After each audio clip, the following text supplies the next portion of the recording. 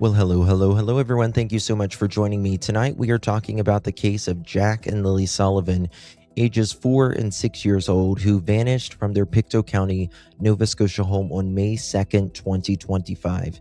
Since then, there's been no sighting of where Jack or Lilly is. But today, we have a special guest joining us in studio, well, not in studio, on the panel. We have Belinda Gray, the biological grandmother of Jack and Lilly Sullivan, who is going to be telling us about the day and the days after Jack and Lilly Sullivan vanished. We're going to learn about a lot of this tonight on the other side of this. I've walked through storms in scars and grace, smile through pain with a painted face. They called me too loud, too much, too strong, but honey, that's the reason I belong. Every scar's a scripture, every tear's a hymn. I found my worth where the light grew dim. They tried to break me, but here's a twist. I turned my pain into a clenched fist. I'm an unbreakable woman, born of fire and pearl. I shine like grace in a reckless world. You can test my faith, you can shake my plan, but I'll rise again. Just watch me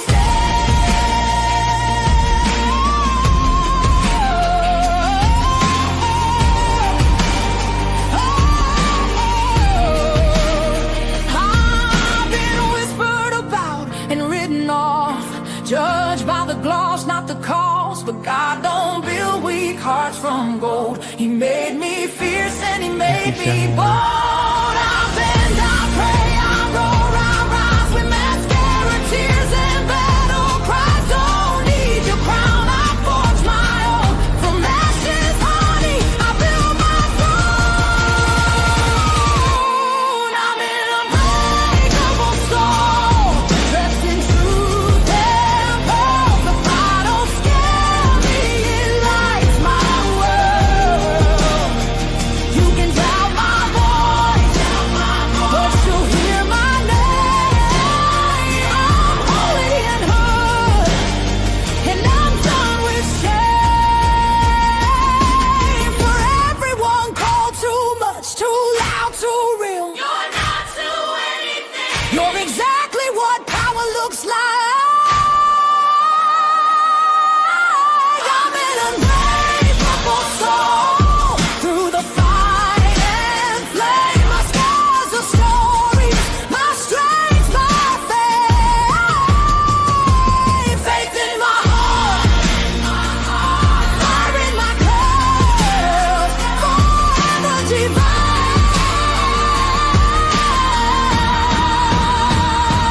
Clutch them pearls.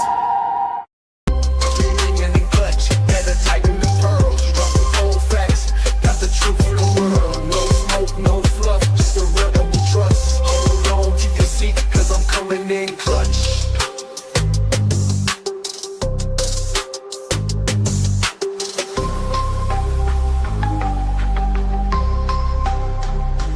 Coming in clutch.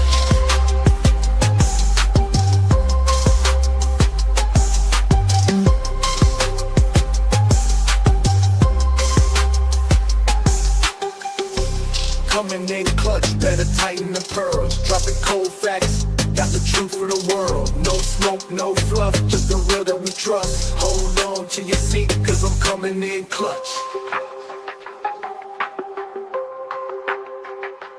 Coming in clutch.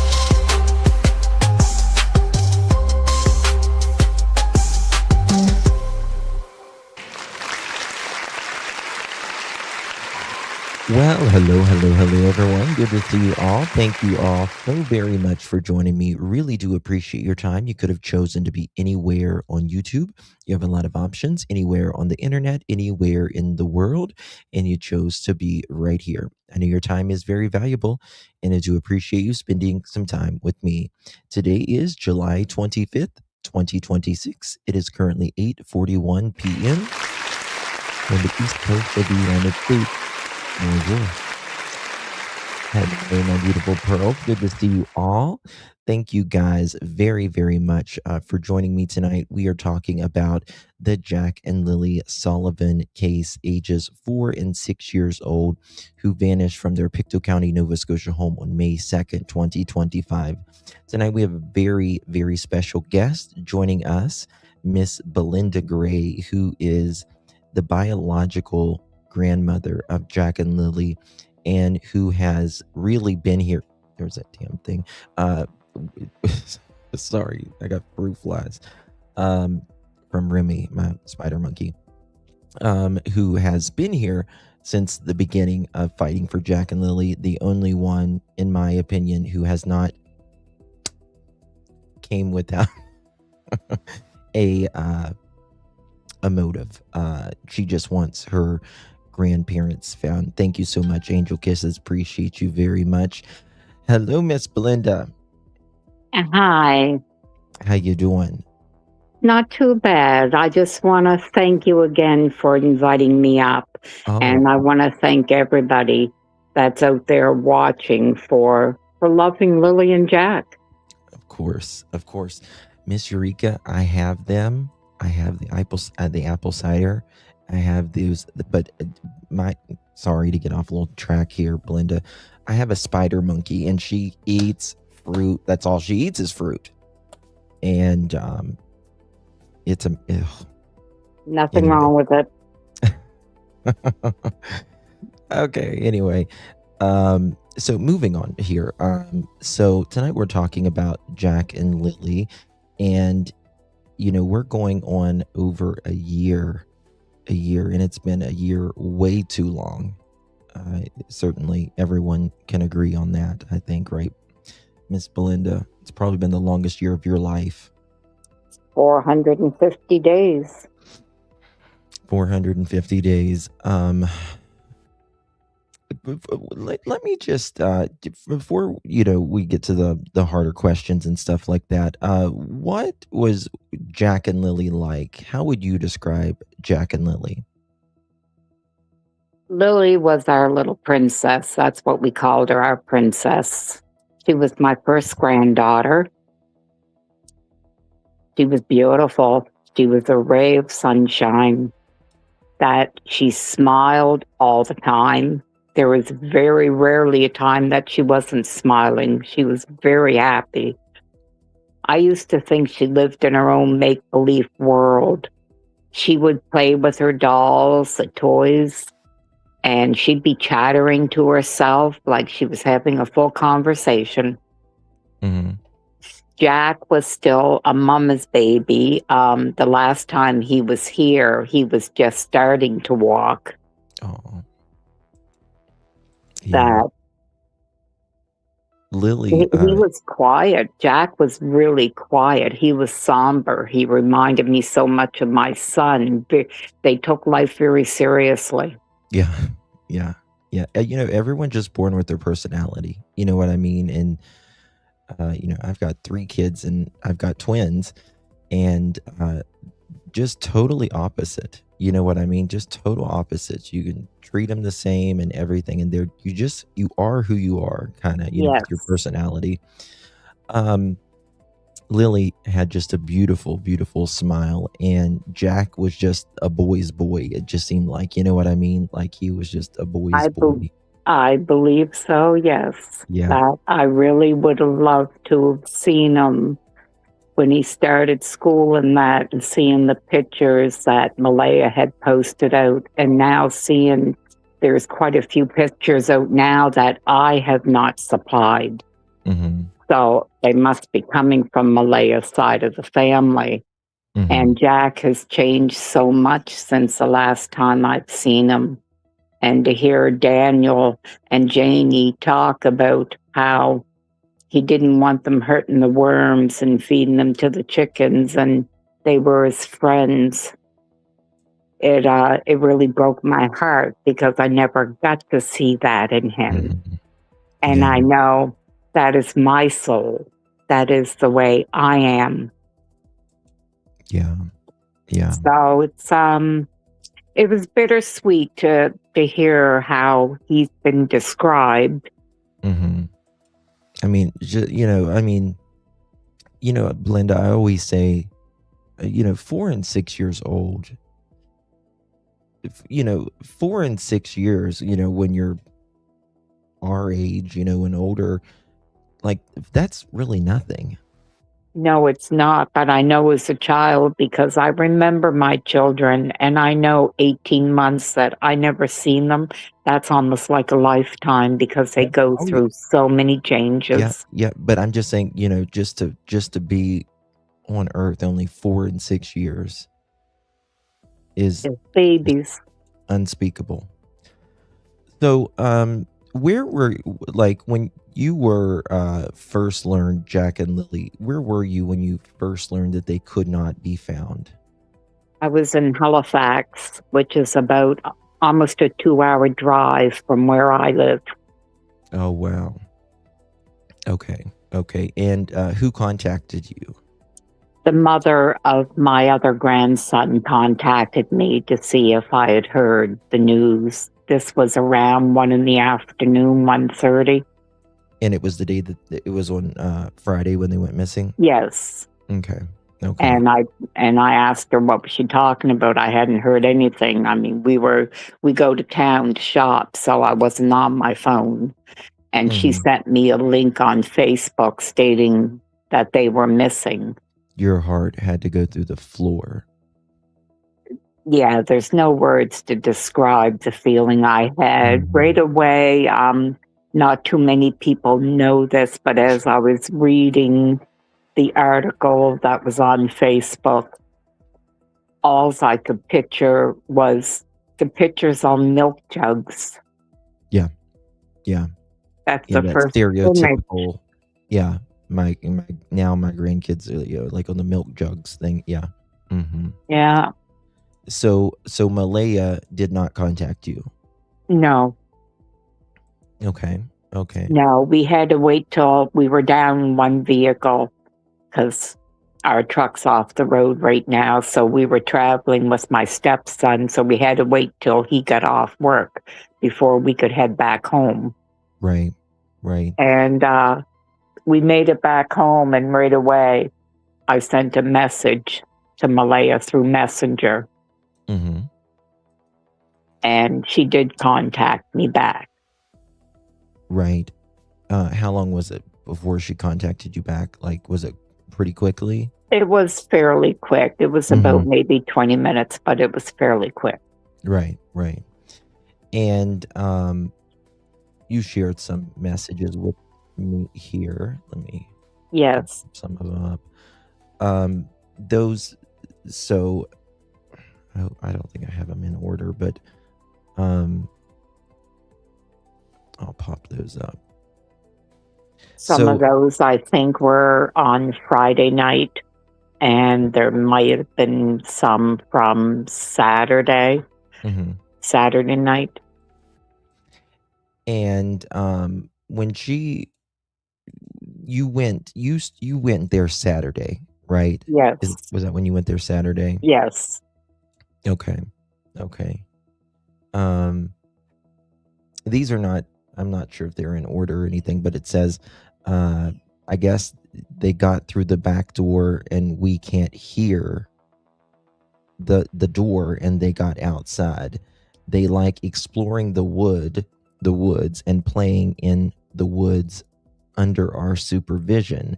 I just can't believe this is actually happening right now. This is the mother of Jack and Lily texting this to Belinda. I never thought they'd run off on me like that.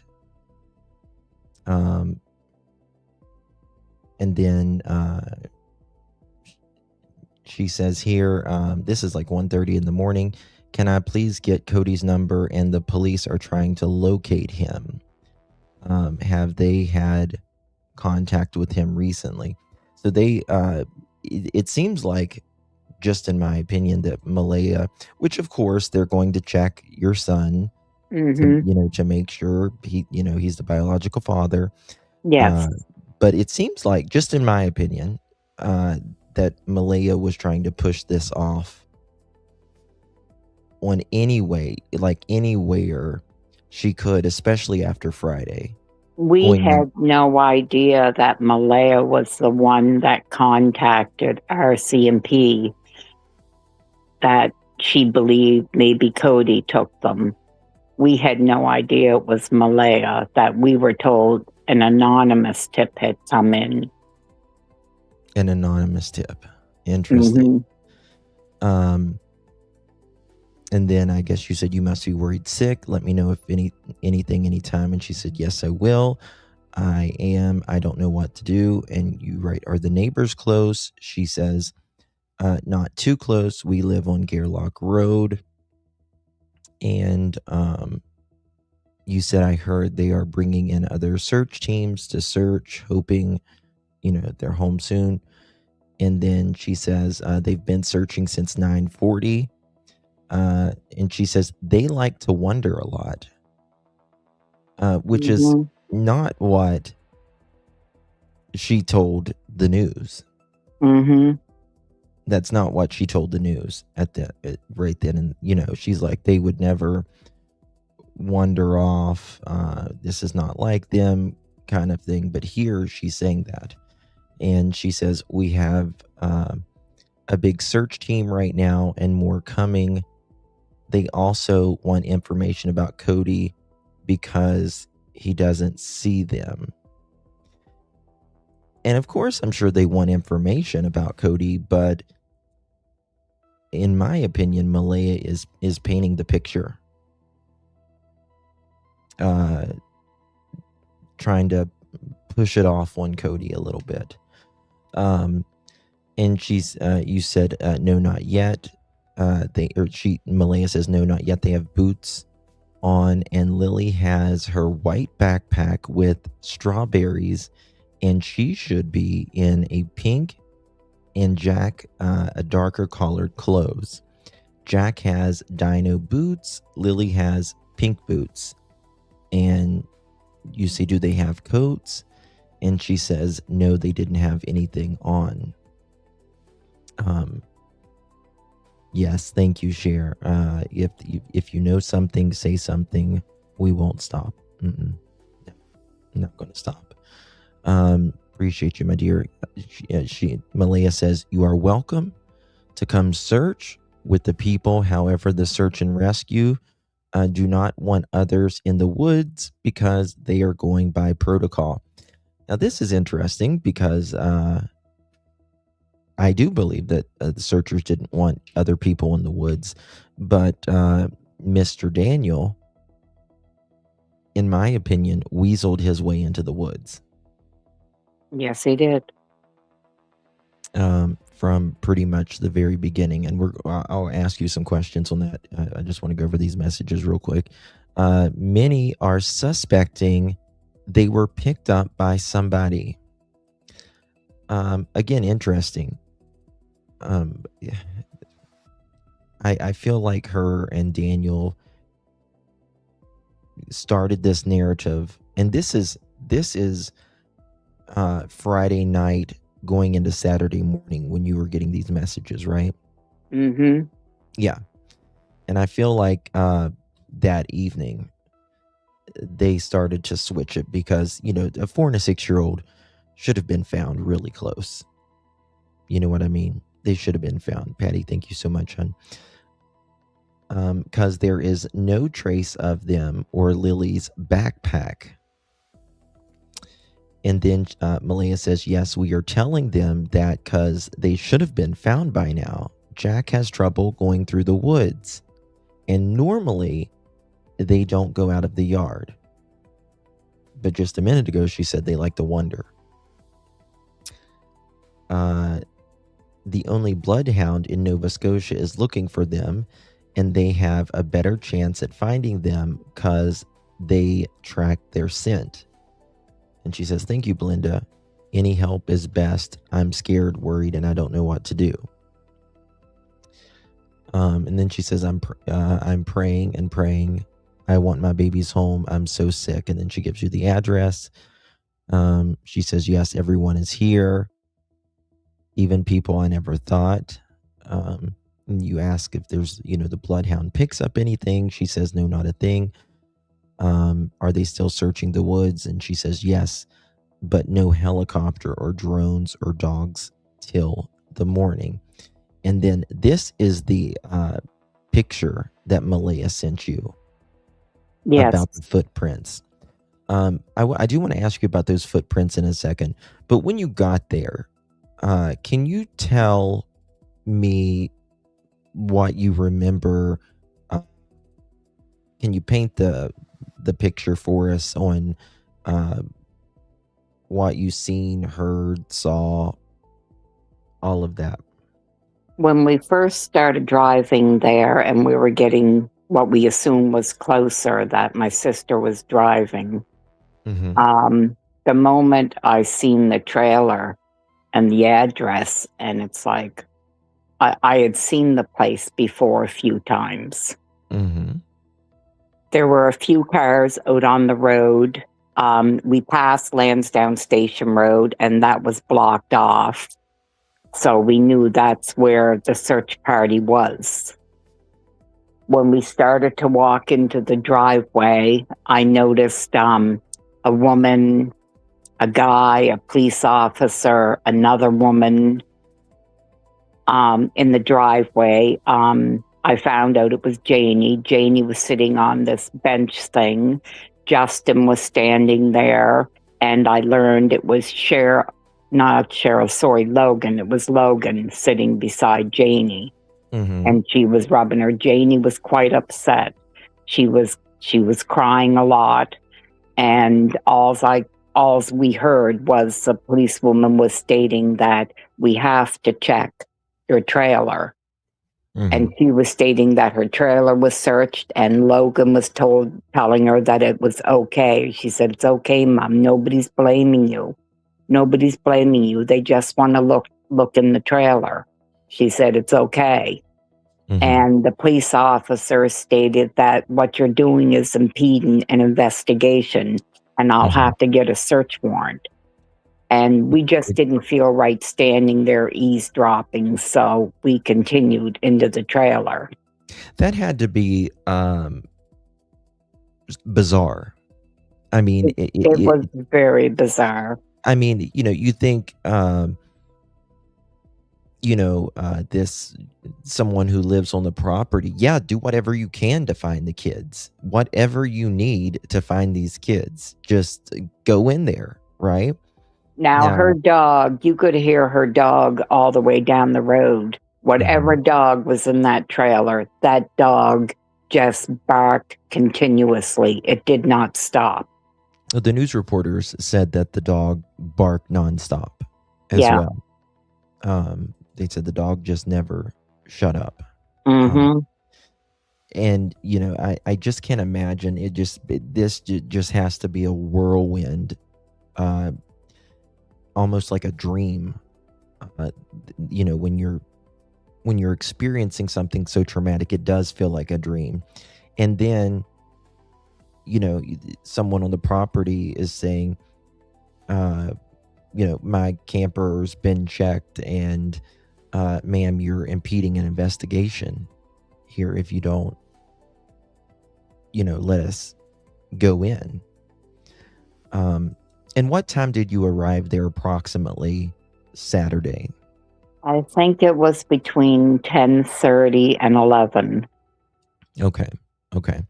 So 10:30, 11 in the morning, you're there. And then after you see the RCMP and Janie and I guess Logan there, RCMP or Logan saying, "Mom, they're not saying that you're involved, I forget how you worded it. Yeah, she said, "It's okay, Mom. They're not blaming you. They just want to search the trailer." Right. And then you go into Daniel and Malehya's and when Jack and Lilly's trailer, right? Yes.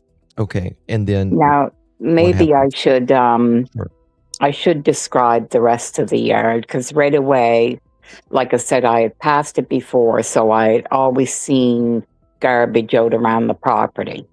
So that wasn't a surprise seeing it that morning. It was a surprise knowing that's where Malehya lived.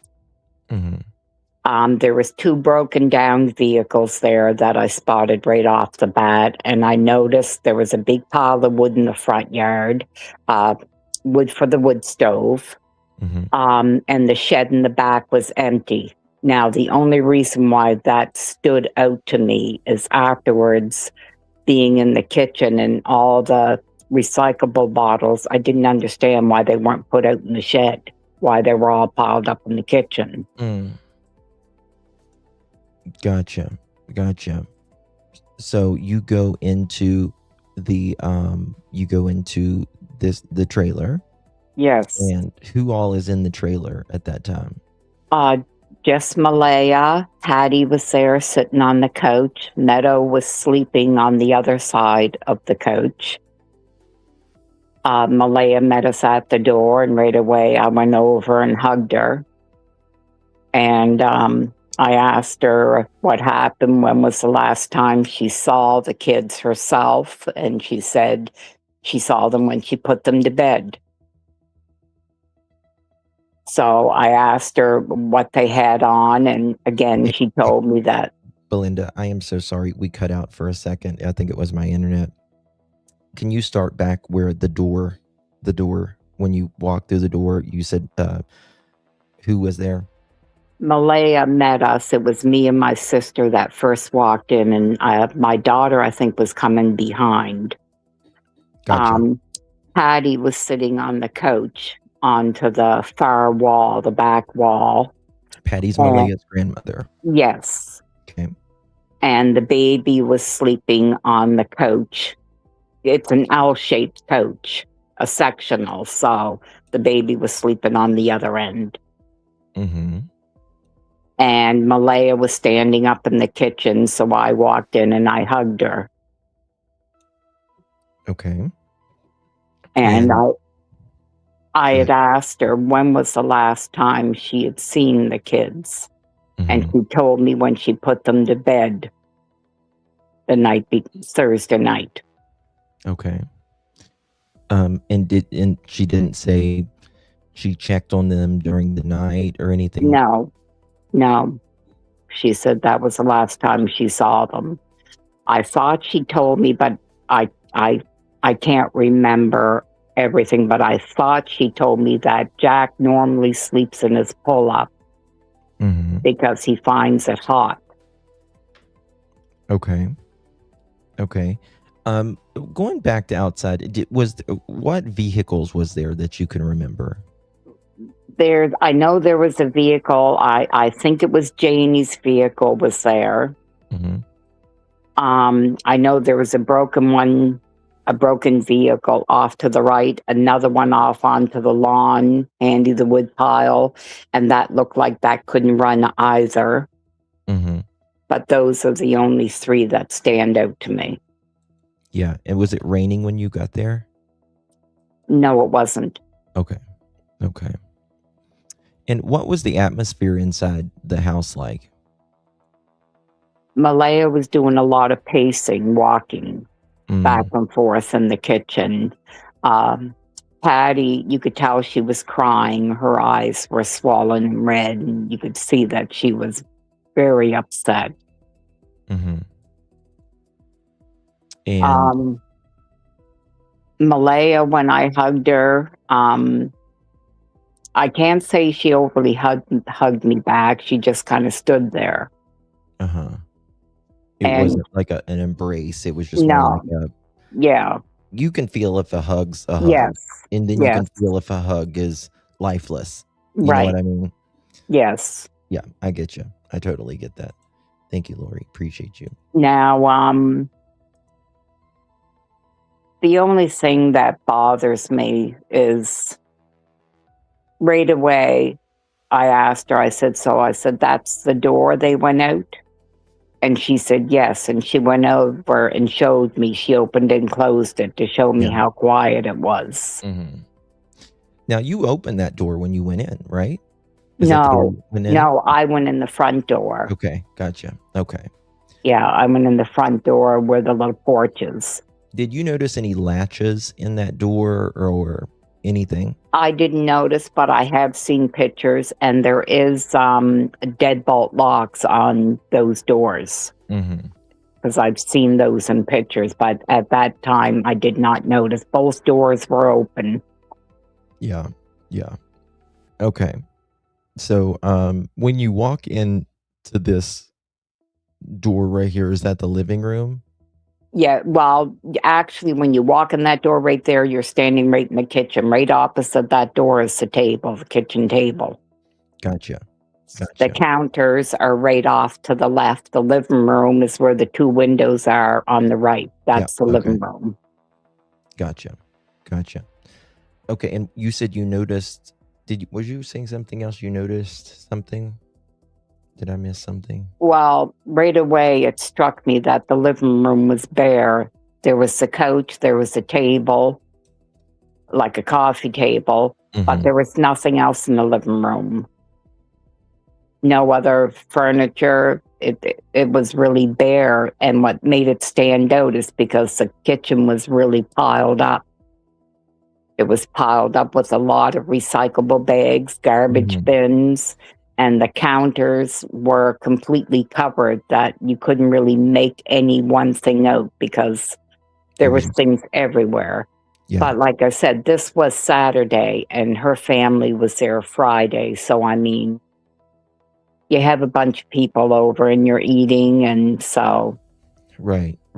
So the living room is pretty sparse, and the kitchen was a lot of stuff in it. Yes. And just the kitchen and the living room, they're kind of the same room, right? But they're the same room, but there's a half a wall. Right. Okay. Yeah. Okay. Gotcha. Did you ever see Jack and Lily's room? No, I didn't. And I have so many regrets not asking to see their rooms, but no, I didn't. Yeah. I would have just, hindsight's always 20/20, but I just went back there. But you wasn't thinking all this was going to happen, I'm sure. No, I actually thought they were going to be found any minute. Mm-hmm. Yeah. Probably thought on your way there they would be found, actually. Yeah.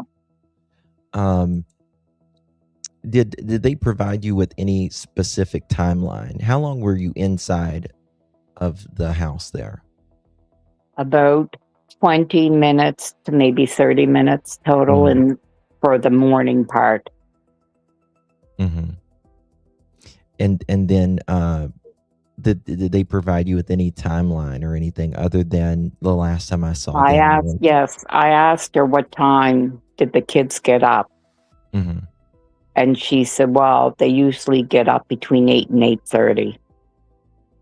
8 and 8:30. Okay. Yeah. And did she say she called the school that morning? No, she didn't tell me that. Interesting. I do have text messages where she states that she kept them home because they were sick. Yeah, but she didn't tell you that morning. No. Got ya. You would I think did ask her who the people were out in the driveway. I assumed, I wasn't quite sure if it was Daniel or Justin because they do look similar. Mm-hmm. But I assumed it had to have been Daniel's brother and not Daniel. Right. And she told me that was Justin, and she said that was Janie. And now my sister remembers her saying that was Logan, but for some reason, I don't remember. I just don't remember that. Yeah. But the hustler made a good point. 8 to 8:30, even though they had school. Right. I mean, kids go to school 5 days a week. And so 5 days a week, they normally get up at time for school, right? And on the weekends, they might sleep till 8 or 8:30, but that's only 2 days a week. now I did ask her, where do they stay? And she said they stay out back. And she pointed out towards like the back patio door. She said they stay out back. And So she said they. she said the word they. Mm-hmm. which is important because for those of you that don't know, Janie is Daniel's mother, and she lives in this camper motorhome out back. And then it's Daniel, Malehya, Jack and Lilly, and Meadow who stay in this trailer. But that day, Justin, Daniel's brother, and Janie's other son,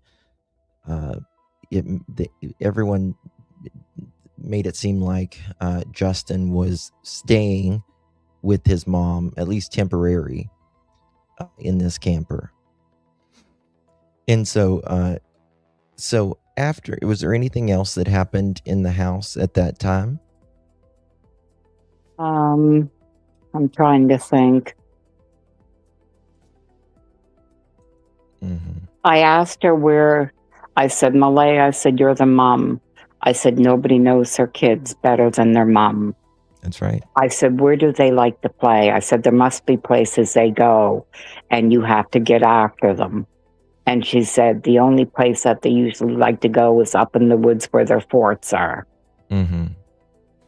And I told her, I said, well, okay. I said, we'll start up there.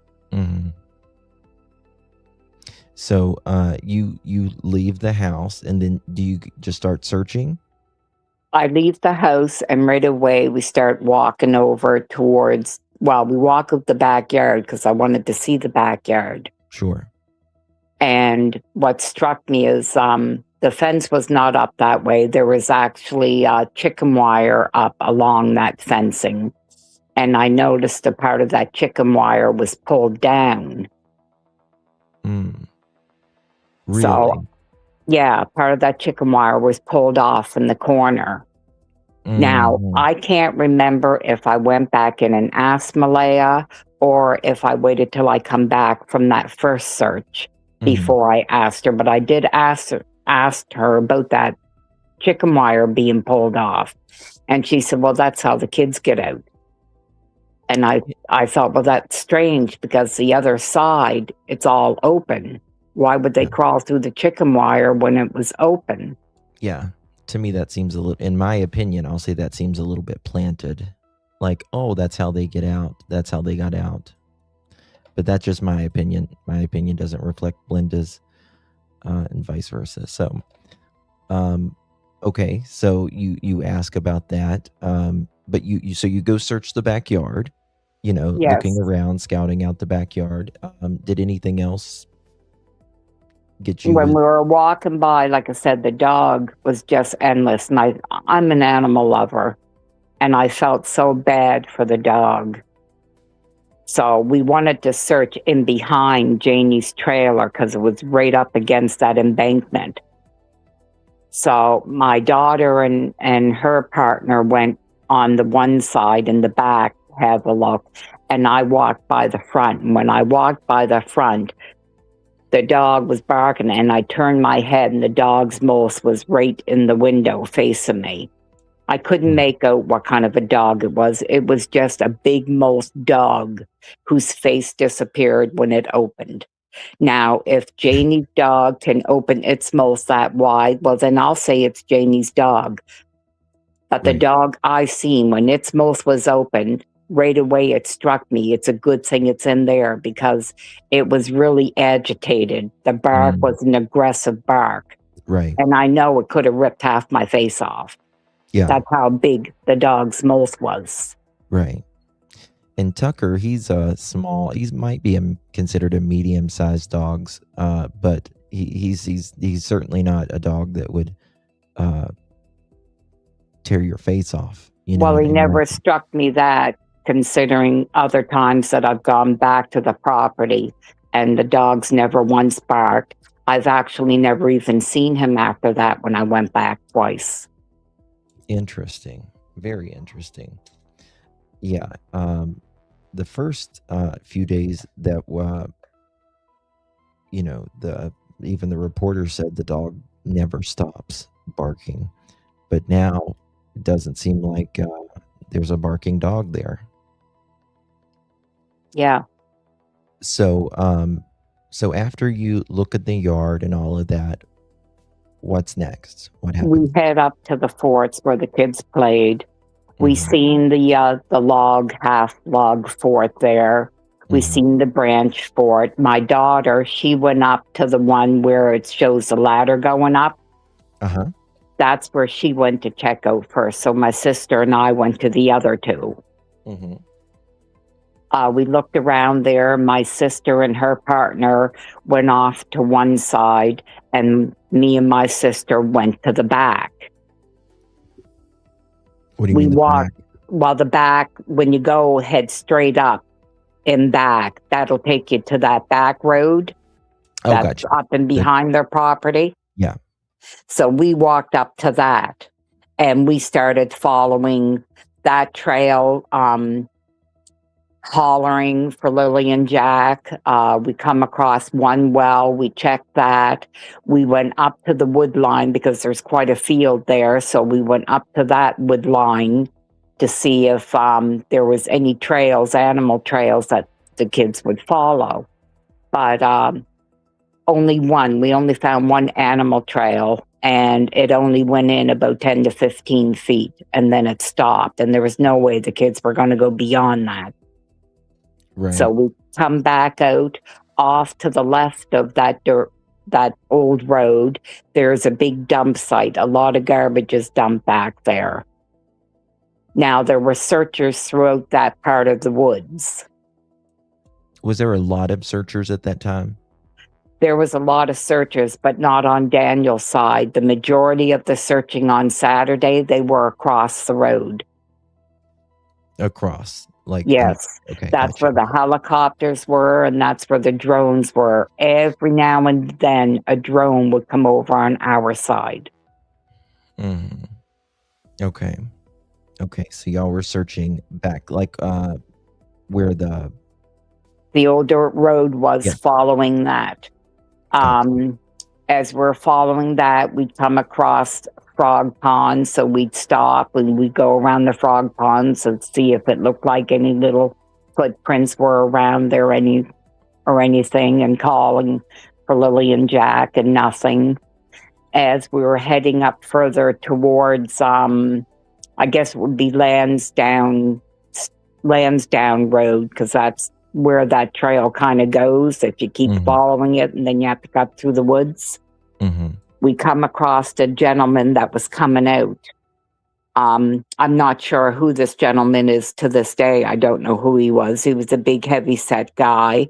He didn't have on the orange vest that most of the searchers had. He had an axe. And he where is this at? This is on the old dirt road. Out through here?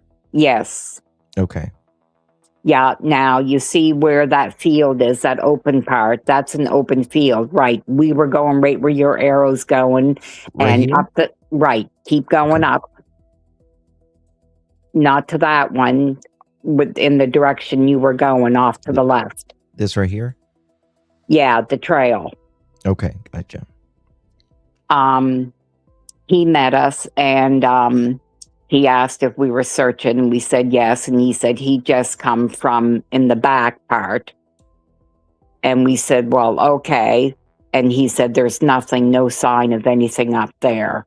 And when he noticed me looking at his axe, and he said, I don't go anywhere in the woods without carrying an axe. He said, you don't know about wildlife. And he said, another thing to keep your eyes open for, he said, pay attention to the birds flying overhead. He said, because if there's anything laying dead, he said that the birds will gather. And I told him that I had already known that part anyway. That had So to be we had walked back out with him.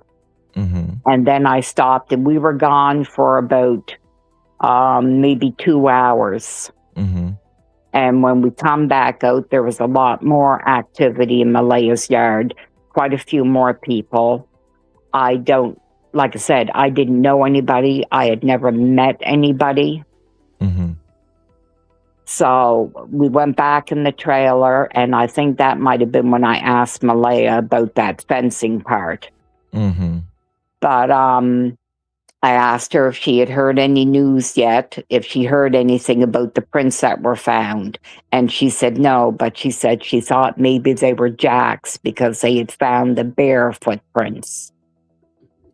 You said you asked if she heard what?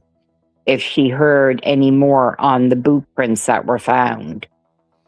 Okay, so the boot prints had been found that night, correct? Yes.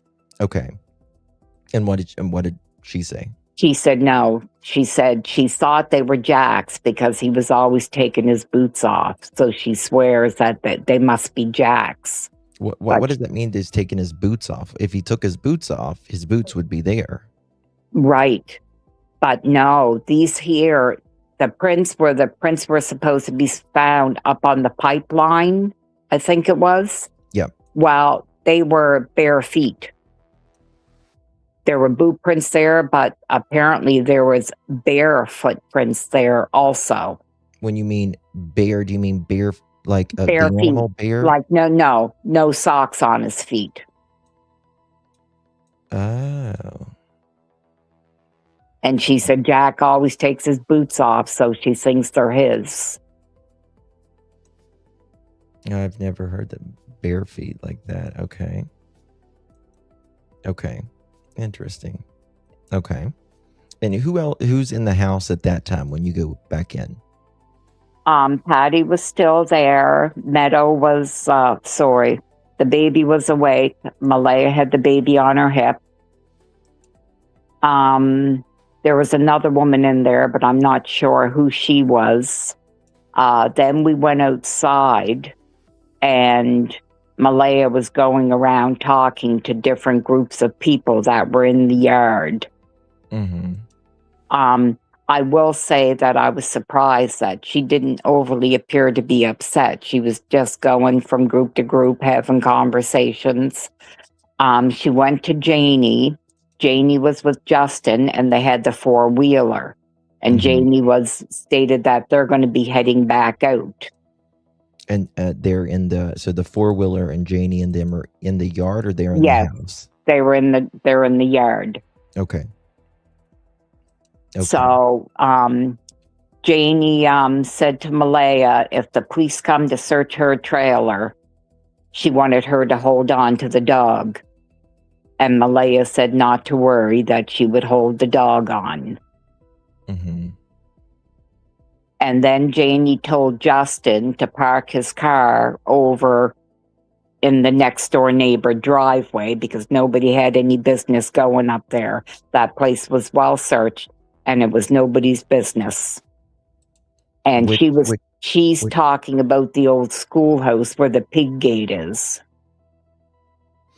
Okay. So Justin headed over there. Now, I asked Malehya where Daniel was. Mm-hmm. And she stated that Daniel's been searching ever since the kid's been missing. He's hardly been home. Okay. So Janie said where the schoolhouse is.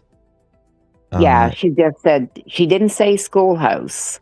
She said, I want you to park your car in the driveway next door. And right away, my sister and I were kind of like, okay, what are we talking about?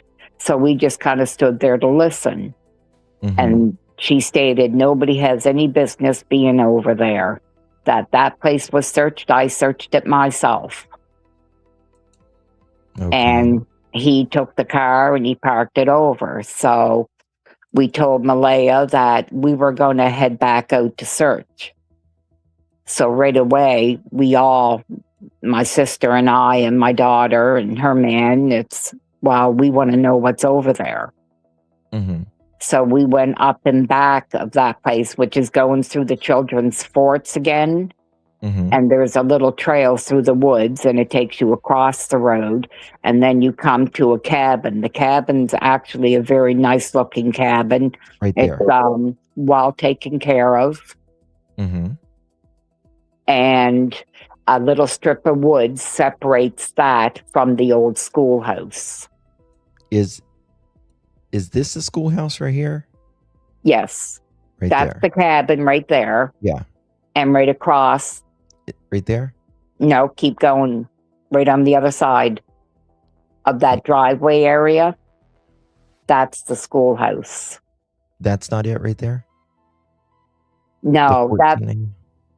That's that the one, cabin. that is the old schoolhouse right there that you Okay. have your thing on. That is the old schoolhouse. Gotcha. Okay.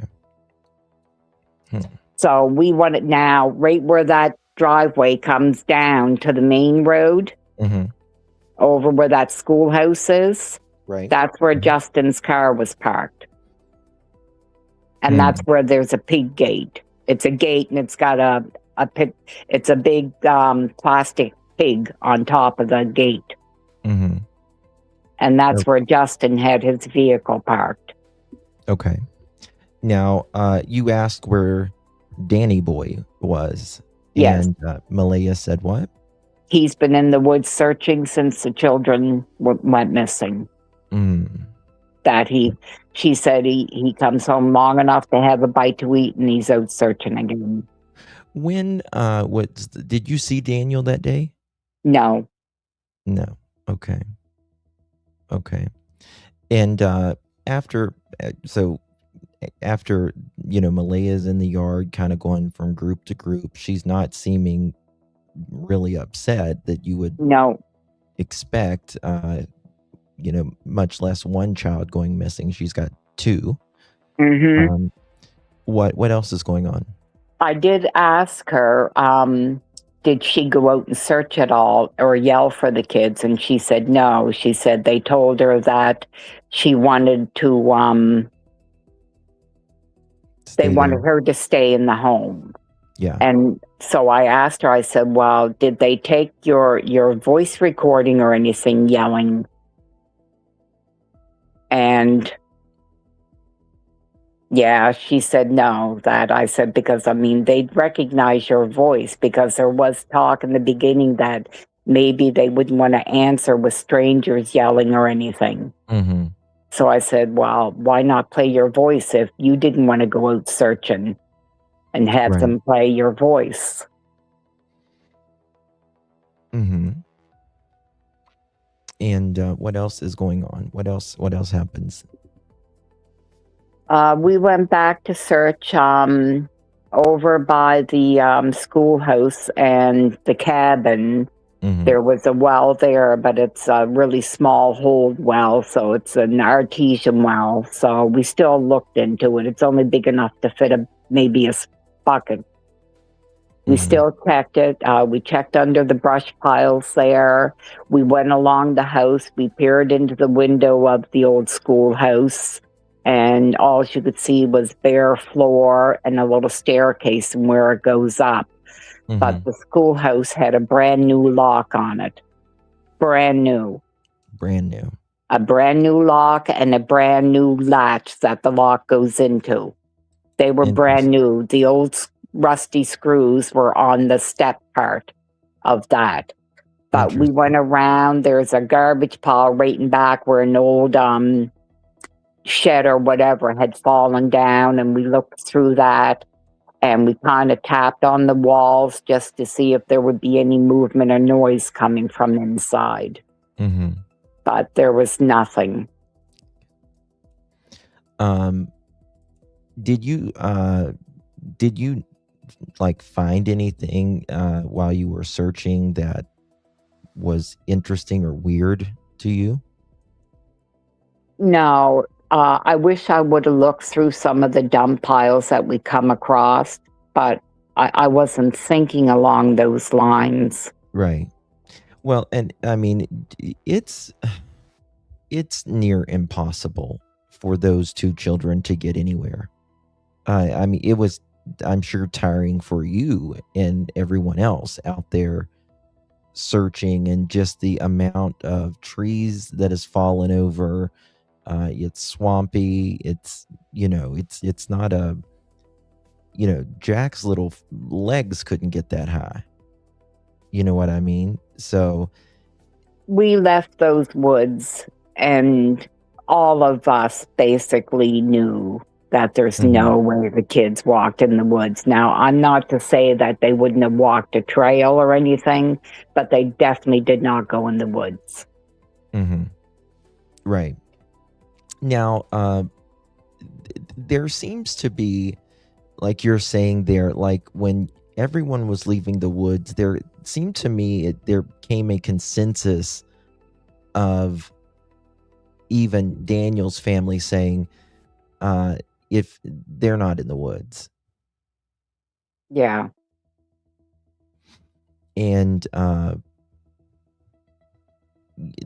like after it was searched, Friday, all throughout the day, Friday night into Saturday morning, into Saturday afternoon, when you're there, does how long were you there that day?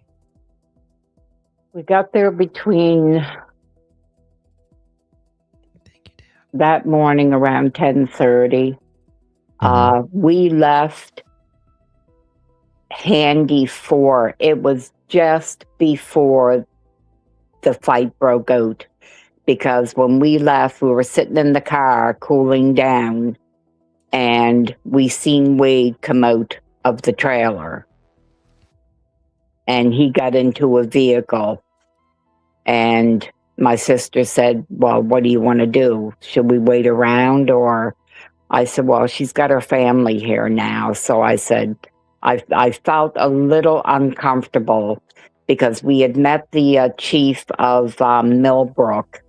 He had come up to the car and stated who he was, and he wanted to know where the mother of the missing children lived.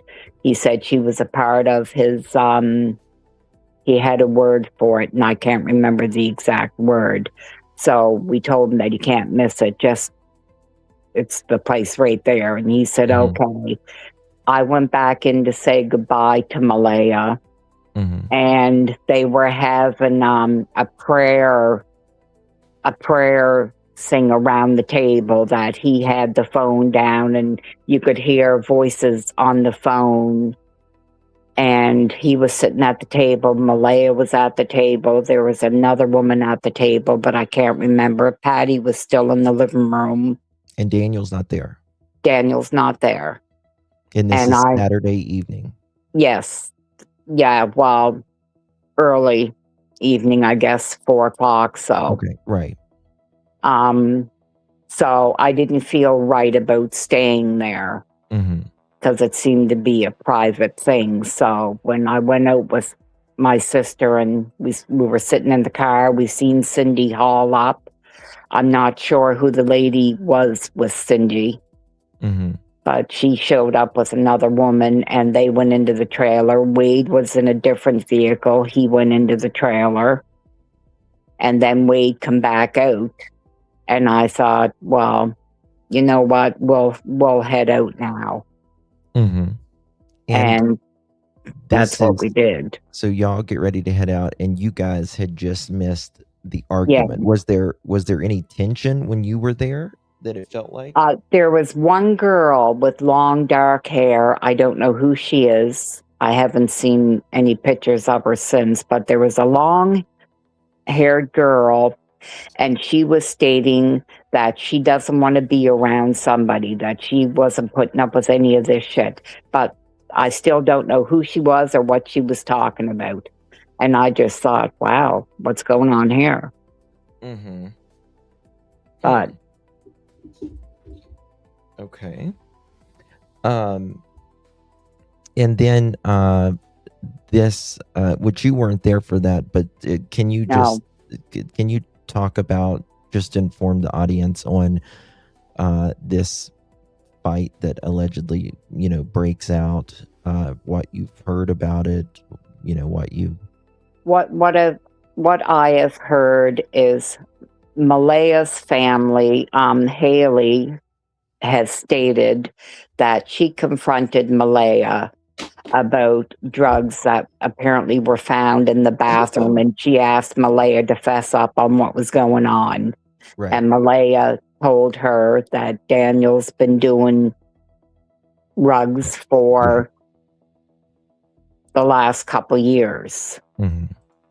And then I've also heard that Malehya's family was accusing Daniel of doing something with the children. Mhm. I think it was a combination of both, to be honest Yeah. with you. I think it started with the rugs, and then, we know that shit's That's not what, right in this home, right. and, what'd you do with the kids hmm kind of thing. And then So I heard Janie asked Cheryl and Haley and all them to leave the property. yeah, she did. She did. She said that with her own mouth. Mhm. So Haley, is Malehya's stepsister, half-sister, whatever you wanna call it, and, Yeah, she's a stepsister. they claim that Daniel was in this, in the bathroom, and he was in there making a lot of noise, banging around and stuff like that, and somebody had to use the bathroom, and they go in there, and they see this on the hot water tank. They actually take a picture, Yeah. and, there is that's when, Haley comes outside and she says, quote, "Malehya, get to fucking talking," end quote. And Yeah. Malehya breaks down at that time and says Daniel's been doing rugs for at least a couple years, since I think Meadow had been born, at least since then. hmm And that's when kind of all hell breaks loose. And Janie, the Daniel's mother who lives in the camper, she told his family to, kick rocks, get out of here. Yeah. And that's kind of when everyone really knew something was wrong here. I think that's like when it came solidified, because you just don't tell someone to get out of here when you're searching for kids. You just don't. It's not about you or anybody else.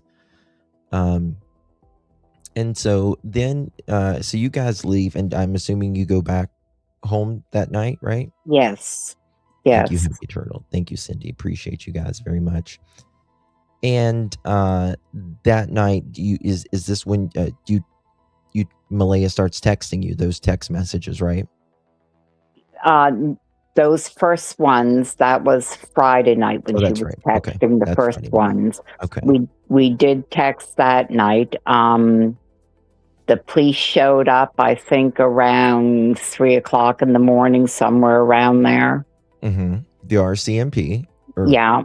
They show up at you and your son. Your son was living with you at the Yeah. time, and they pull in your driveway at 3:00 in the Mhm. morning, and they interview your son. Well, I can't say they interview him then. Okay. They just come to the door. I answered, and they said, "You know why we're here?" I said, Mhm. "Yes." And they said, "We'd like to talk to Cody." I said, "No problem. I'll go wake him up." So I went in and woke him up, Mhm. and he come out, and they asked him when was the last time he saw Lily and Jack, and he told them. Mhm. And they said, "Okay, thank you very much." They shined the light around the driveway when they went back out. Sure. Like I said, the only thing that struck me off is they didn't ask to look in my home. Mm-hmm. And I thought that was strange, because if it was me, if I was a cop, I would have asked. I would have asked, Sure. even if it was just to see if I was going to refuse, I still would have Right. asked. Right. I mean, they're asking for Janie's place, Right. and I mean, So people. that bothered me, and it bothered me thinking, if they didn't ask me, What did they not ask them? right? Sure. And Belinda, I support the RCMP, but I think that they made some big mistakes here in the beginning, and I think that they've had to work double time to make up those mistakes. I Uh, believe so. I think that there should have not been a family in or anybody in that trailer that day. Now, when I asked one of the searchers Saturday when we first arrived, because they had people guarding Lansdowne Station Road, Mm-hmm. and I had asked if we were allowed to search, and she said we don't want nobody on this side of the road because we have our dogs in there, and it would distract the dog scent for what they go off of. But she said the other side has been searched, and you can research those areas. Okay. Yeah. For Daniel, for them to allow Daniel to be out there doing whatever the hell he was doing, and in my opinion, it wasn't anything good. They should have had them near the command center or in a freaking hotel or somewhere. But the family should have not spent the night in that house. Janie should have not spent. There should have been nobody on that property until the scene was investigated, tests were ran, and everything was cleared. So I think that bothers me a Sadly, lot. I think the RCMP were just like me when I showed up. Of course. We Of course. really thought the kids were in the woods, that they Yes. had just wandered off. Yeah. Thank you, Inhale. Appreciate you. And this is the thing. I always say 99% of the time it is that. It's just that 99% of the time or more, 99.5% of the time. But the 0.5% of the time is really where it matters, and that's when there's foul play. And just like this sheriff in South Carolina with the case I just covered, I think you might have been in chat when I was doing one of the live streams. He didn't let the dad go back to his house. You know what I mean? Like they locked it down quick. And I do think in Jack and Lily's case, Sebastian Rogers, Summer Wells case, that they just thought kids got out, and they'd be there 10 minutes and find them. But that sadly was not the case. Thank you, Inhale, for the floating heart, honey. Appreciate you. Okay, so as the days roll on, the first few days, what are you learning? What are you hearing? Do you have any more communication with Malehya? Do you talk to Daniel? I tried to reach out to Malehya, and I couldn't reach her. That her Facebook was down. Yes. So for those of you that don't know, Malehya ended up leaving Saturday right after Belinda. Wasn't it Saturday? Yes. Okay. So Saturday was the press. Was you there at the press conference? I didn't even know there was going to be a press conference. I wasn't told. Gotcha. So there was a press conference Saturday evening.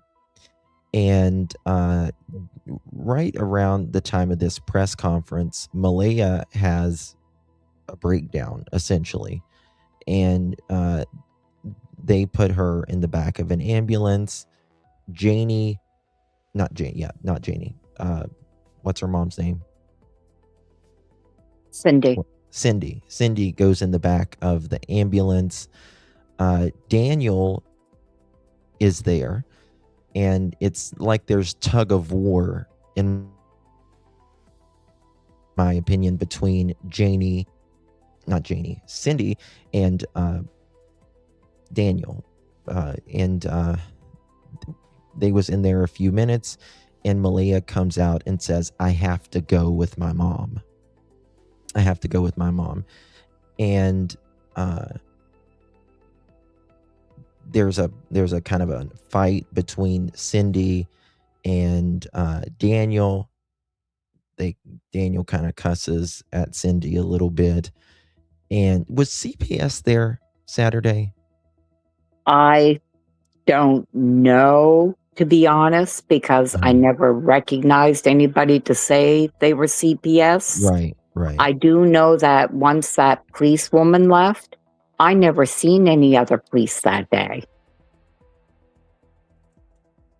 You say that again? I never seen any police. My sister and I were actually looking to find any type of an RCMP officer because we had a few questions we wanted to ask. So you just see searchers, but you don't see really anybody in an RCMP uniform. No, Is that what you're nobody. saying? Once that woman left, that was it. I seen no more police that day. Gotcha.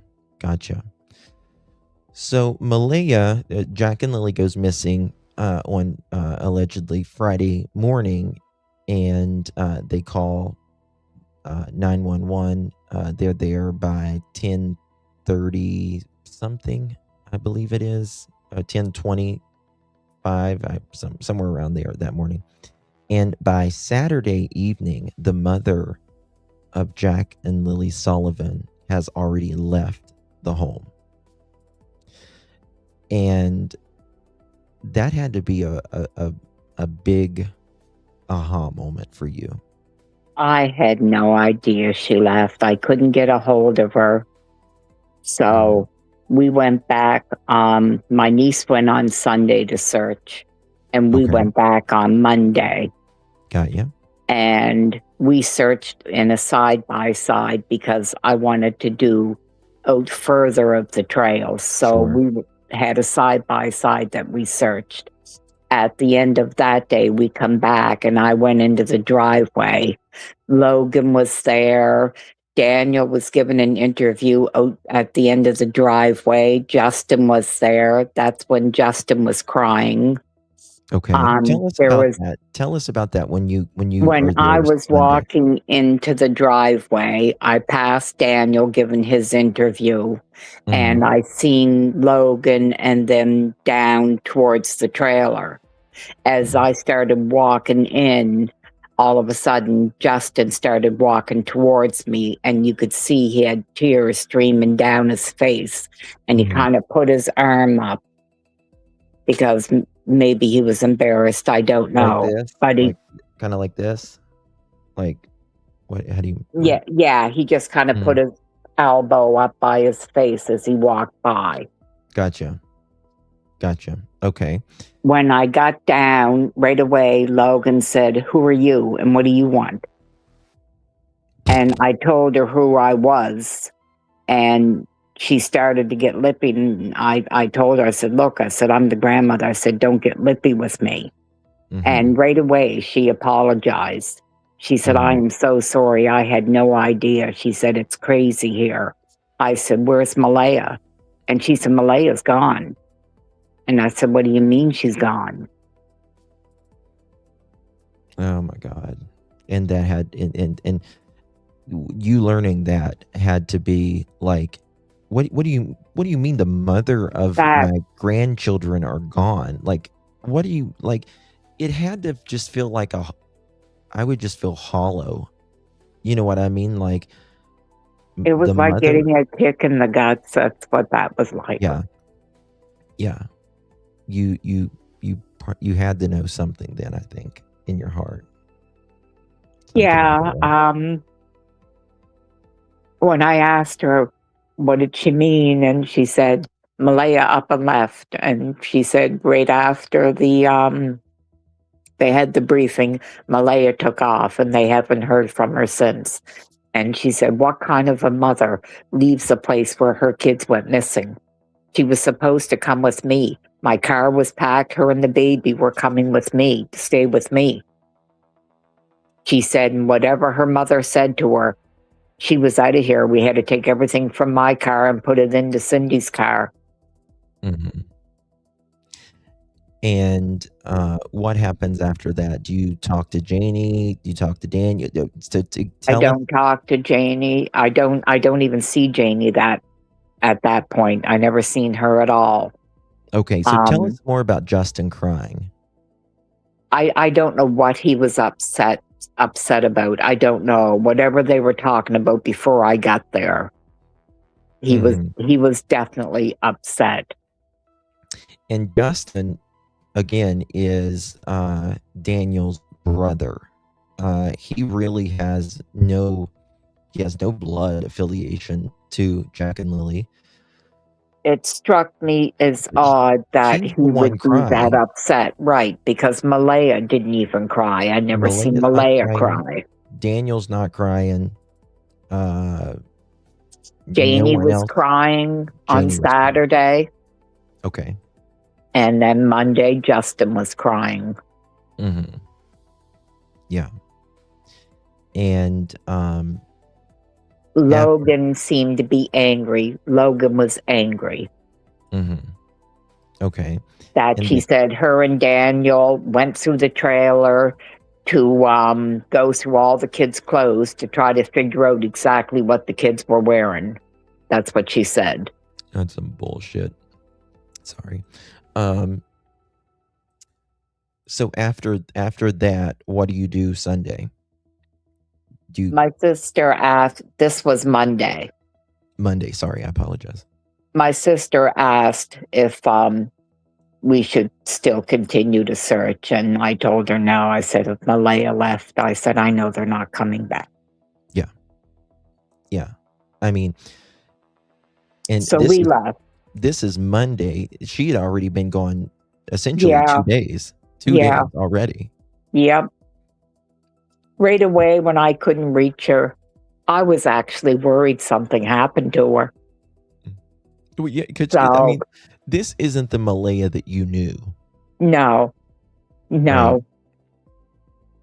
We actually thought the world of Malehya. Yeah. I was proud to have her as the mother of my grandkids. Right. She was, I mean,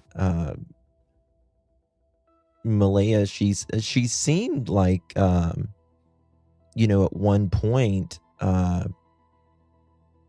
she was sweet. She was happy. She was easy to get along with. Right. She doesn't seem like a confrontational person, that's for sure. Right? Like she doesn't seem like a confrontational person, and all that. And so once you realized Malehya wasn't there, I started to look at things differently then. Yeah. I come home and I wanted to play her interview over. I wanted to see her interview again. What do you think about that interview? Well, right away, a couple of things stood out to me. It didn't stand out when I first seen it. It was the second time seeing it after she left that it's like, there is something just so wrong with this picture. There is something wrong here. Mm-hmm. And when I couldn't get a hold of her, and I actually thought, my God, the kids went missing and now she's missing.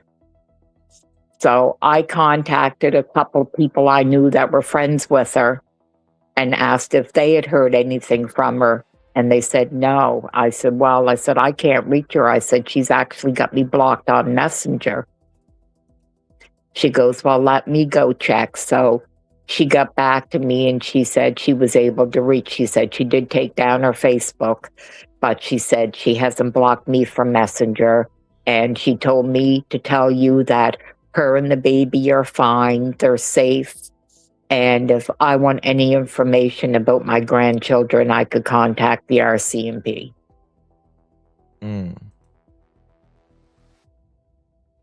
Okay. I'm going to play this for a second, if you don't mind. This is the interview. And this is the only interview that she's did in over a year. It's a very short interview. I want to hold them. And I want them home. What happened was we woke up, I heard them playing in the next room beside us, and I was drifting in and out of sleep, and they're not the type of kids that we tell them not to go outside on their own. We always make sure that we're out there with them. If you want me to pause it of anything that you find a little bizarre, you just let me know, Belinda, okay? Yeah. Um, I mean, the story does not make sense. It doesn't make sense. In the way she talks doesn't make sense either. Mm-hmm. She said she hears Jack and Lily playing in the next room because their bedrooms are side by side that morning. And the kids are so loud that they wake up the baby that was sharing the same bedroom with Malehya and Daniel. And but she doesn't tell him to be quiet or settle down. That's what parents do, right? You wake up the baby, shh, settle down there. That's what we say, right? That's a normal Yeah. thing to say. Be quiet. Your kids are, your sister's sleeping. Chill out. You go in there, or you might slightly yell, but or something. But she doesn't check on them, which is Well, with me, I mean, with my kids and even with my cats now, I know exactly what they're doing. When I'm in my room and I hear a noise, 1,000%. I know exactly what the noise is. You know your 1,000%. children. You know what they get into. Yes. You know exactly what toy they got in their hand Right. by the sound of it. You just do. Mm-hmm. You just do. You know your kids when they're that little, more than they know themselves. Yeah. And you know what they're doing. You know their routine. And I'm sorry, it's not normal to put a child down at 10:30 and not check on them for 12 hours. I mean, you got to walk to pee or whatever during the night. You check in there. You get up in the morning. You make your coffee or whatever. These things are just wrong. The only thing that bothers me is, like I said, I do have 2 children. I've let my kids go to play. I've laid in bed while they've been up and around in the house. Of course. Right. Everybody does. Absolutely. But why did they come right out? Right out. They started stating how they never let their kids go out. They're always watched. That's what struck me as off. I mean, there's been times where I felt bad when my kids aren't little anymore, but when they were little, if I didn't feel good or whatever, I'd make them breakfast. I'd, bring them to my room. I'd let them eat or whatever and turn the TV on. You know what I mean? Or let them play or do whatever. But, you just know your kids. The only thing that struck me in that whole conversation was when she said she was filled with pain and sorrow. Oh, trust. Yes. And I just could not. I mean, Saturday when I seen her, I believe she was possibly in shock. Mhm. That's what it struck me as. She was in shock. She was Yeah. kind of like robotic. Yeah. And she kept telling me she didn't know what to do. Tell her what to do. She doesn't know what to do. Mm-hmm. She kept saying that Saturday. The pain and sorrow. I had my daughter disappear on me once. Mm-hmm. It took me about 20 minutes to find her. Mm-hmm.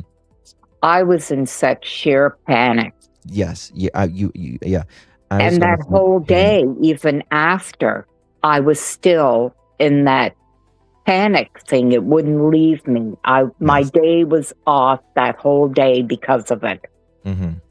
I couldn't understand her saying she was in pain and sorrow when she should be in sheer panic. Yes. Yes.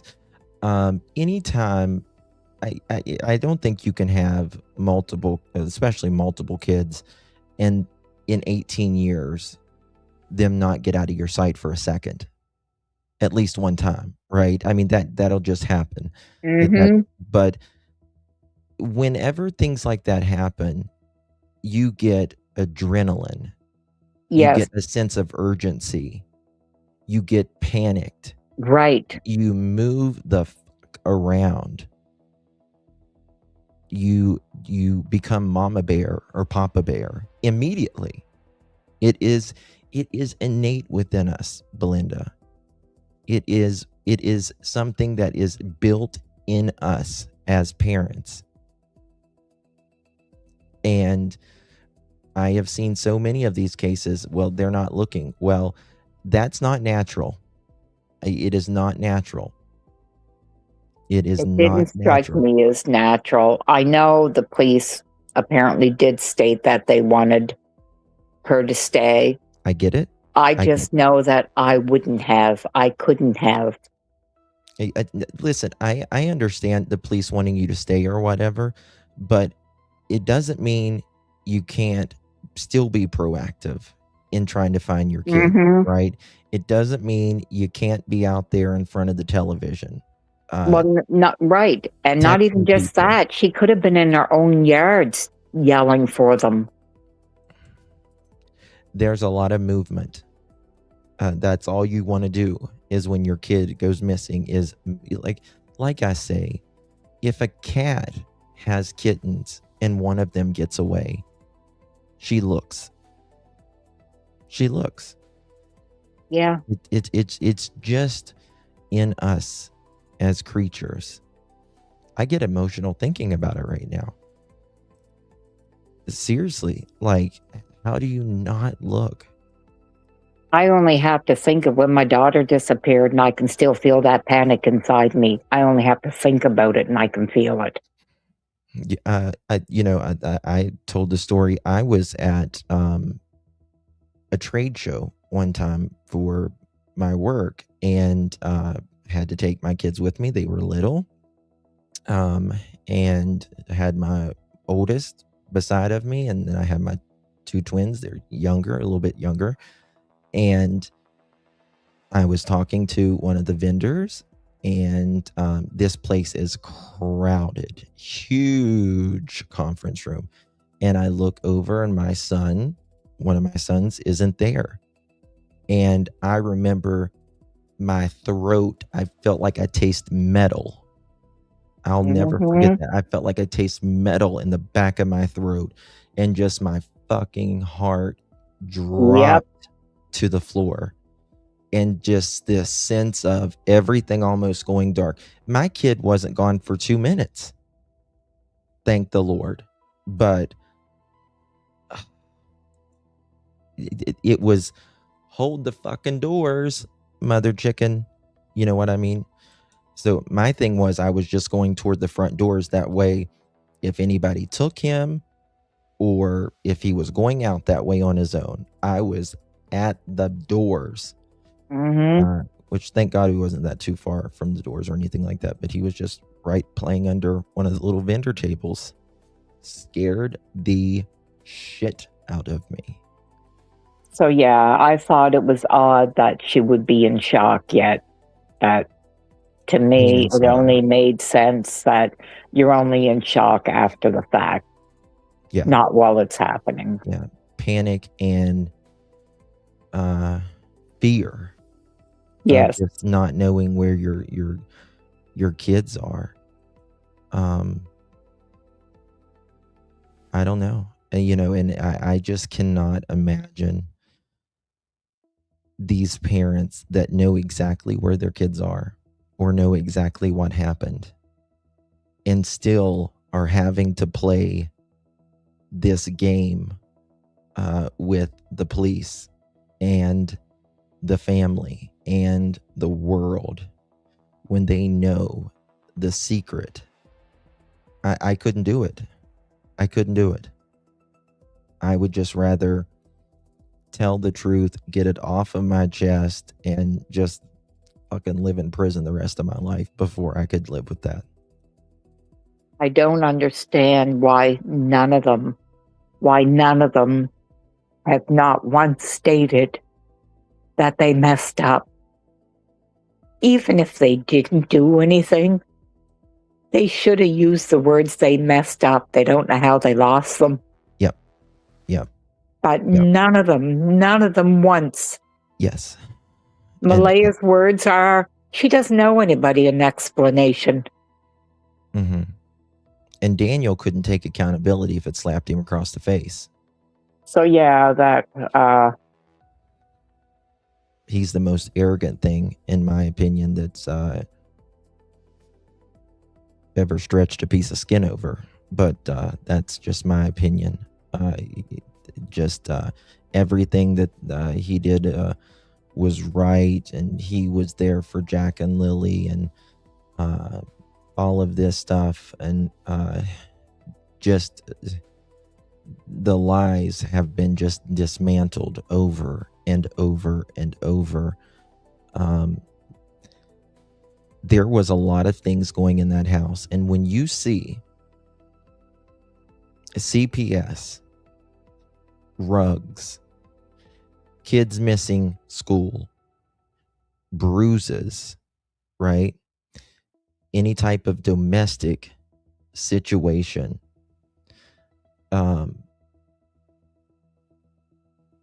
financial problems, not getting the food and all of this, and the care. It's bound to happen. Over and over and over. And as my mod in here always says, these particular guys, but it can happen women too, but they like to relocate and isolate. And if you know someone, that their partner has tried to relocate and isolate them with your grandkids or whoever in the family, be nosy. Now, Belinda, she comes from a generation. I don't want to speak for you, Miss Belinda, but this is how I feel. That you just let families be families, and whatever their decision is, you just kind of let them do their thing, right? And you didn't want to intrude. Some degree, to be honest, Justin, my mother was a very strong-willed woman. Mm-hmm. Very strong-willed. She made her points known. And growing up with that, there were things that I told myself I would never be like my mother. Right.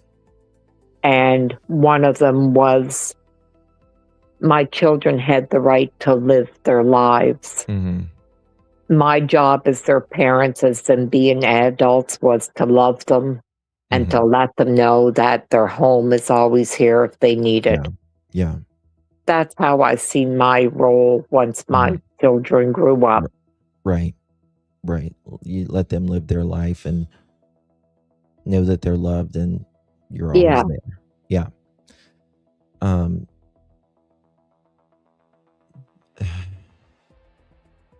Because I know if you knew any of this was happening, it would have not happened. I know you. Every time I spoke with Malehya, I've spoken with her in the 18 months that I never got to see them. We communicated on Messenger, through Facebook, because she'd post out pictures of the kids. I congratulated her on having the baby. She was always posting out how happy she was. She was always saying how happy she was, how great it was having a guy that knows what it means to be a family and do things together. Right. Which, that's social media. None of that shit's real, just so you know. And, nobody's as happy as they appear on social media. I'm just going to tell you that. Yeah, well, like I said, everything's been a real eye-opener this past year or so. Yeah, it's life. It's life, and it's hard for all of it. It just when I was talking to her in March, because I was going to be late with Lily's birthday gift, so I contacted her and told her that I was going to be a little late. And she called me back. And we talked on the phone, and she told me that no, it was no problem, that the kids were doing great, and that she was going to bring them by for a visit. And I told her that we loved that we missed them, we can't wait. And we told her again that to bring Daniel with her, that we'd love to meet them. Yeah. But I think Daniel is extraordinarily insecure. I don't think he could handle it, to be quite frank with you, for Malehya to go to your house, especially while Cody was there. I think he is way too insecure. In fact, I know he's way too insecure. Well, I know when she first got with Daniel, after the breakup between her and my son, she wanted my son to sign off of the kids. My son was going to sign off of his children. Then about a month later, she contacted me and she stated that he's going to take Cody to court for child support, that Daniel pays child support, so Cody should be paying child support. And I said, they're his kids. It's Malehya. You got to do what's right for you and the kids. I said, we support whatever you do. Yeah. Yeah, Then I mean, you didn't make excuses for either one of them. You know what I mean? You just said whatever. Then she told us that Daniel was probably going to adopt them, that she was changing their names. That was upsetting, but they're her children. Right, but she couldn't even change their diaper. So let's get real at this point when she's saying everything's going fine. I tell you. Okay. Look at those beautiful faces on there, guys. This is Jack and Lilly Sullivan, ages 4 and 6 years old, who vanished from their Pictou County, Nova Scotia home. However, those are the faces that I seen on the milk cartons. Those are the faces. I was glad when my daughter put more up-to-date pictures out there. Yeah. Yeah. I didn't understand why they were putting pictures out of the kids being so young, because they don't. This is the photo with Jack's got the bruise on his cheek, right? Yes. Right there. Yeah, I see it. Right there. Oh man, what'd I do? 1 second here. Missed that. Okay. Let me play this interview and then I want to ask you something else, okay? If that's okay. Watching them, and they happened to just get out that sliding door, and they happen to. I don't. It's not the speech. That's not the speech that you say. It's just not. They happen to. You don't say that when you are in a crisis or a panic mode. You just say they got out the door. I don't know where they're at. Not they happen to. That is minimizing what she is saying. Can't hear it when it opens. And they were outside playing, but we weren't aware of it at the time. Did you ever open and close that door, the glass door, Linda? No, I didn't, but I stood there in the kitchen when Malehya did. Now, that door's heavy. They are heavy. That I know my other granddaughter has a hard time opening and closing mine. Yeah. It's a heavy door. You could see the TV anchor, like she had to really do it. And even Daniel and Malehya say that Jack and Lilly couldn't open that door on their own. They couldn't. They had to do it together. And hey, Queen, good to see you, baby.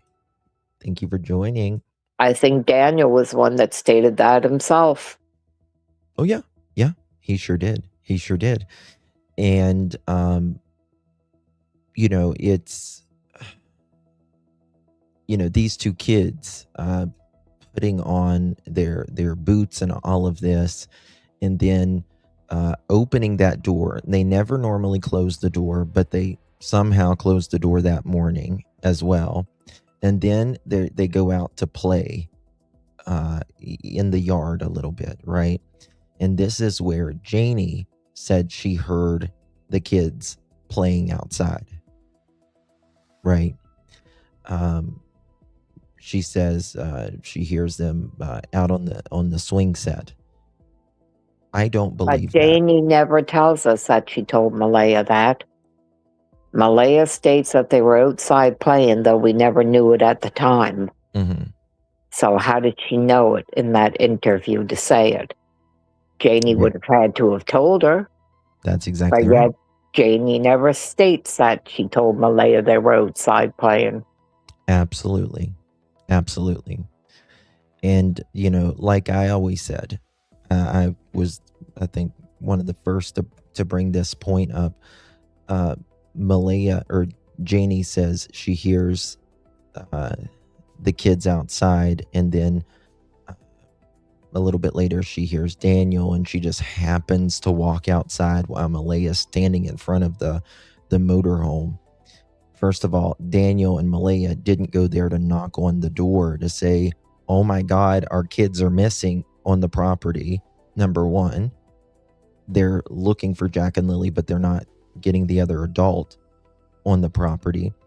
But number two, Janie asked the question, how long have the kids been missing? Well, you don't need to ask that if you just heard them a few minutes Right, ago. What do you right, mean, how long's the kid? My first question was been, what do you mean the kids are missing? I literally just heard them outside. right. There's so much about all of that that just does not add up.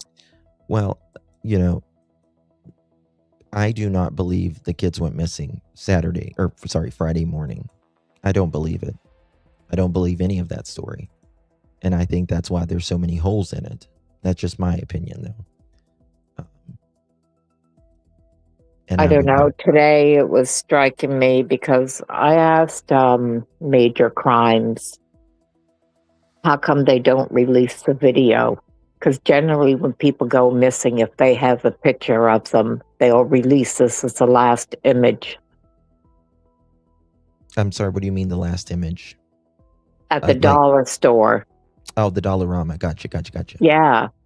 And he said, I'm not sure about that. He said, I'll have to look into that. Mm-hmm. And it makes me wonder, they're not showing it. There's a reason why they're not showing it. I think there's a reason why they're not showing it. In my opinion is that there was a deal done in the Dollarama parking lot. But that's my opinion, because the person who saw them at the Dollarama, he says it was 11 o'clock in the morning. No, it wasn't.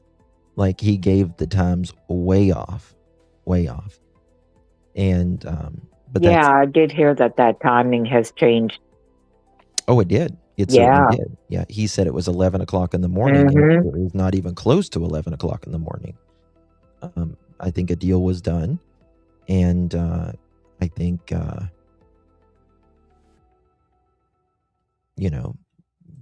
think that's why they're not doing it.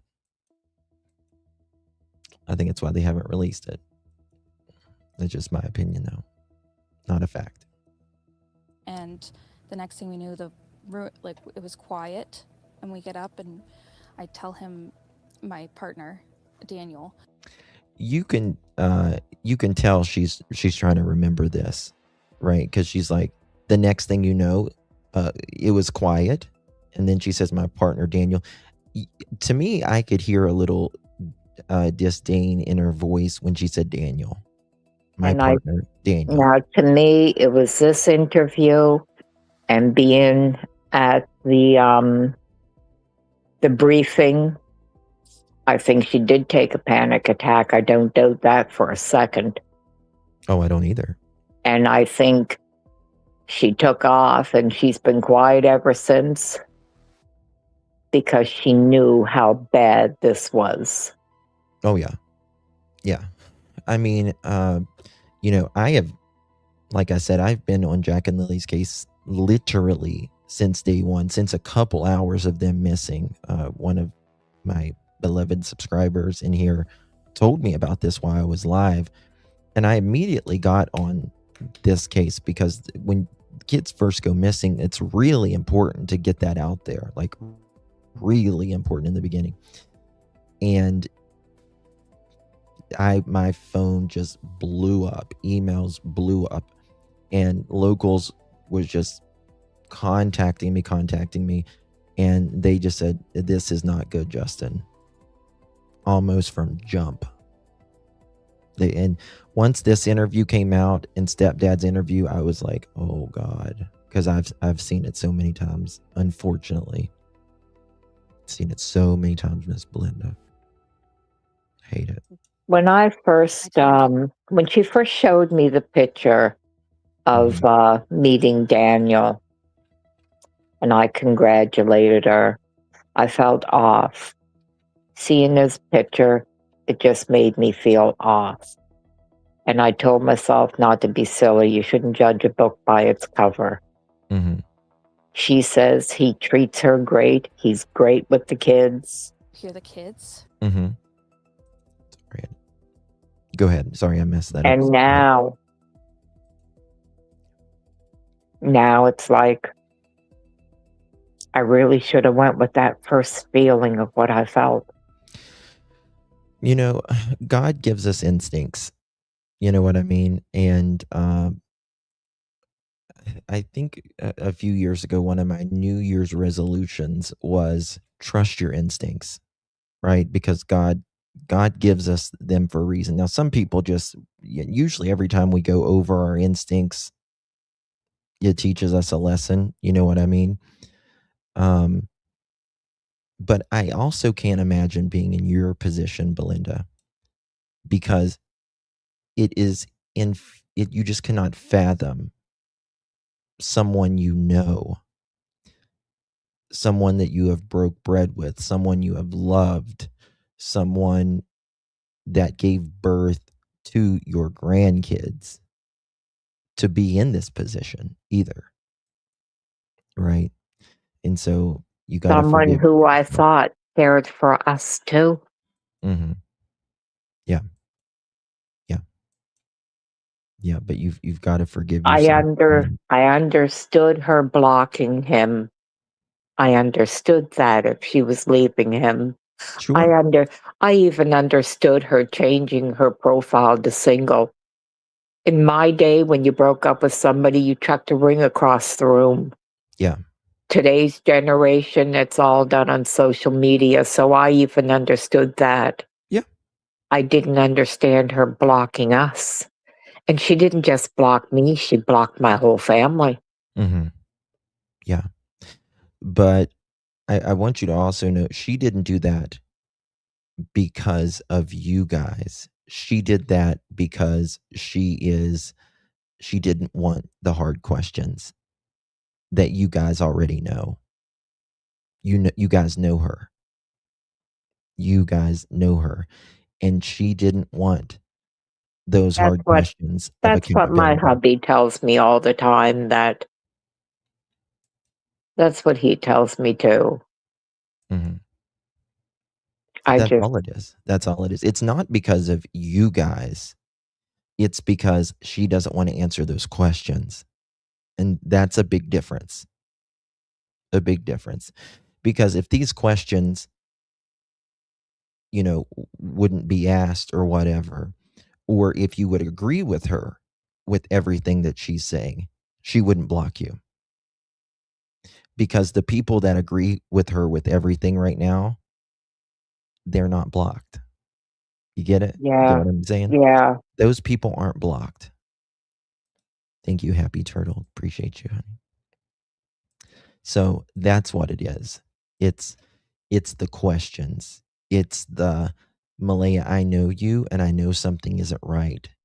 And you know something isn't right. And you know more. And why are you not doing that? Why are you not talking for your kids? Why did you leave the day after? Why have you done one interview in over a year? So that's what it is. That's what it is. And he says no, and we get up instantly. We're looking outside, we're looking everywhere, yelling for them, and I instantly just call 911. I just had the instinct I needed to call. They're both really go-lucky. I pause this every 10 seconds, but I got some points here that I've never had Blenda up here, and I know I'm talking your ear off, Blenda, but you just tell me when to shut off and for me to shut up and when you're tired. Okay, so because I can talk about this all day long, but when she says it was just instinct for me to call 911. Okay, that might be instinct for you, but it's also instinct for you to look for your kids. It's also instinct for you to talk about your kids. And another thing about the instinct, Daniel says, Malehya said, should I call 911? And Daniel's like, well, yeah, obviously. But they also both use the word instinct a lot. It's amazing because when my daughter disappeared, it never even crossed my mind to call 911. I was out that door so fast. Mhm. It didn't even cross my mind to get in my vehicle. My Yeah. daughter was on foot. I was on foot. Yeah. Yeah. Yeah. And and we're talking about, they're saying what the last time that they heard Jack and Lilly was about 9:40 Yep. in the morning, and 10 o'clock they're already on the phone with 911. Right. Even though Janie said in her first interview with the RCMP that she thought the kids went missing around the time she got the call from her brother, which has always stood out to me. Right. I don't think they didn't have the She timeline. got a call from her brother, or I think she stated she sent him a meme at 6 something in the morning. Mm-hmm. Yeah. And then when she shows the call from him afterwards, she doesn't show that 6 something call. Nope, she doesn't. She sure doesn't. Another thing that was interesting to me from what I understand with the timeline, Ron was there. I know he lives close, but he was there even right before the RCMP was there. Yeah. And now I never paid attention to it before, but I heard another creator state it's amazing that Daniel states when he come back, the police were just getting there. And he parked the car by the swamp because he didn't want to block them in. That kid has said so much. He Janie said, stated when she come out of the woods, she could hear the sirens. When she come out of the woods, she went to a trailer. there's just absolutely no way Janie could have Malehya could have been on the phone with 911 at 10 o'clock, and she talked to Malehya while on the phone with 911 at 10 o'clock, and she went in there and got her boots and her jacket and everything on, and went up the hill and then went back to the very back and searched that little square around the area, and then came back and all conveniently didn't take her phone either, and come back, go inside and get her phone, and be standing beside Malehya at 10:20. There's just no way, not a chance. Well, the only thing I don't understand is neither one of them wanted to be in the driveway with the police. Why? When you say both of them, do you mean Daniel and Malehya? No, Daniel and Janie. Oh, gotcha. Janie went right into her trailer because Malehya was talking with the police. Mhm. Daniel was trying to get back into the woods, but they spotted him. Yeah. Neither one of them wanted to. It's like, are you kidding me? Daniel wanted, or Daniel says, well, he said, he went searching for him, and he said he came back home and the RCMP wasn't there yet, and they arrived just a little bit later. And now he sticks to the story of the RCMP got there and he pulls in Yes. down the road there at the little swamp beside of the house, and all eyes went on him, and they said, "Daniel, don't go back in the woods." How the hell Mhm. name? How did they know he was in the woods? Um, just a bunch of lies, and nobody should be lying on these two faces right here. Nobody, not a 4 Right. 6 year And old. Malehya has a message on to another creator's show. And Mhm. Malehya's words are she doesn't know why Daniel and Janie are lying. They're being truthful with the police, but it's okay to lie online. It's not Mhm. against the law. Mhm. Yeah. What kind Yeah. of a mother would say that? What kind of mother would be okay with anybody? Well, then straighten the record Lying, out, right. Malaya. Get your ass out here and straighten the record up. How about that? Do it for these two little faces on the screen. It just, yeah. I get heated with this one. I'm sorry, Miss Belinda. I'm sorry. Try not to be disrespectful, but I get really bent when these you can't talk about your kids, man. I with your kids, you would burn the whole damn town down to find out an answer. Uh, Bankrupt whatever, heaven and earth to find your kids. Um, just lies. Jack was such a mommy's boy. Mm-hmm. Well, He was such a boys. mommy's boy. Mhm. It took him a while to warm up when she'd bring him for visits because he didn't want to leave her legs. Yeah, He didn't want her out of his sight. boys are generally they say it's mommy's boys and daddy's girls, right? Yeah. And that's generally true. Um, uh, it's uh, it's beyond me whenever I'm just looking at little Jack and Lily in their eyes right now, and I just think, how, as a mother, do you keep it up? Like, it has to be exhausting to keep up with the lies that you have done, the lies that you have spoken on your children, and they're out there somewhere in Pictou County, Nova Scotia, and you lay your head down at night. Yeah. Um, they were very wronged in this world. Very, very wronged. But I always say, as much as I give Malaya hell and all of that, I do not believe Jack and Lilly Sullivan would be missing today if it wasn't for Daniel. I believe that with all my heart. Malaya pisses me off to no end, and I don't think she's innocent in this by far. But I do not think Jack and Lily would be missing if it wasn't for her choices in the relationship. Thank you, PGH. Thank you, love.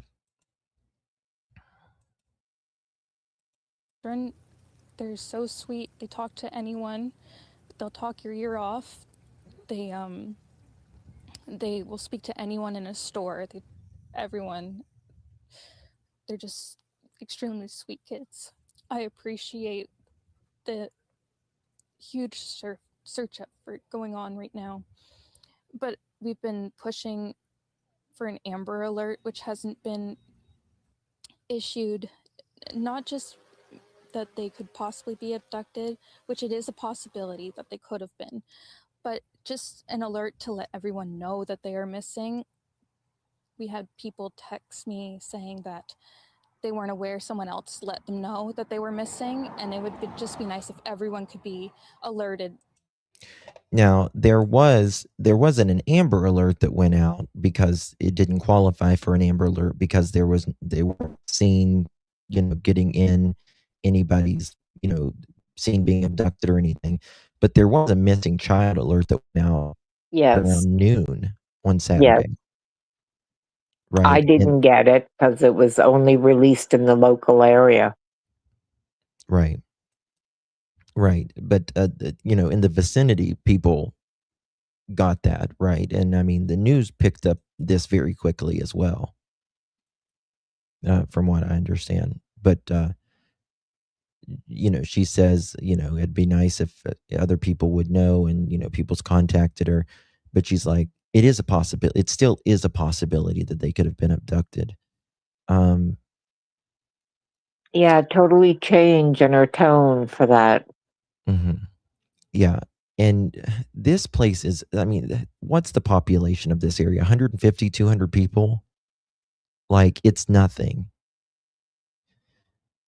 Nobody gets kidnapped here, let alone one child. Two children is extraordinarily rare anywhere in Canada or the United Even World. Janie states that there's no way they would have been abducted. Yeah. There's just no way. Nobody around there is going to abduct those kids. Nobody.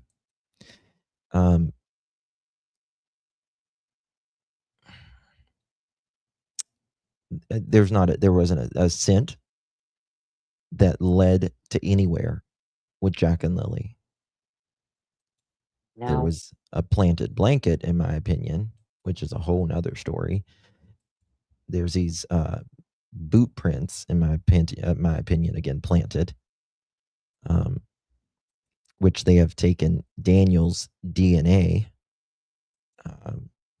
for this said blanket as well, which the blanket story doesn't make sense either. We thought maybe that we found tracks, but it's still uncertain. It's been raining and they're probably soaking wet, but with the sun today, I'm hopeful that they are feeling warm. We're all What was your thought when she said that? They're probably soaking wet today, but today with the sun, we're hoping that they're warm. It's a strange thing to say. Mm-hmm. It's a really strange thing to say.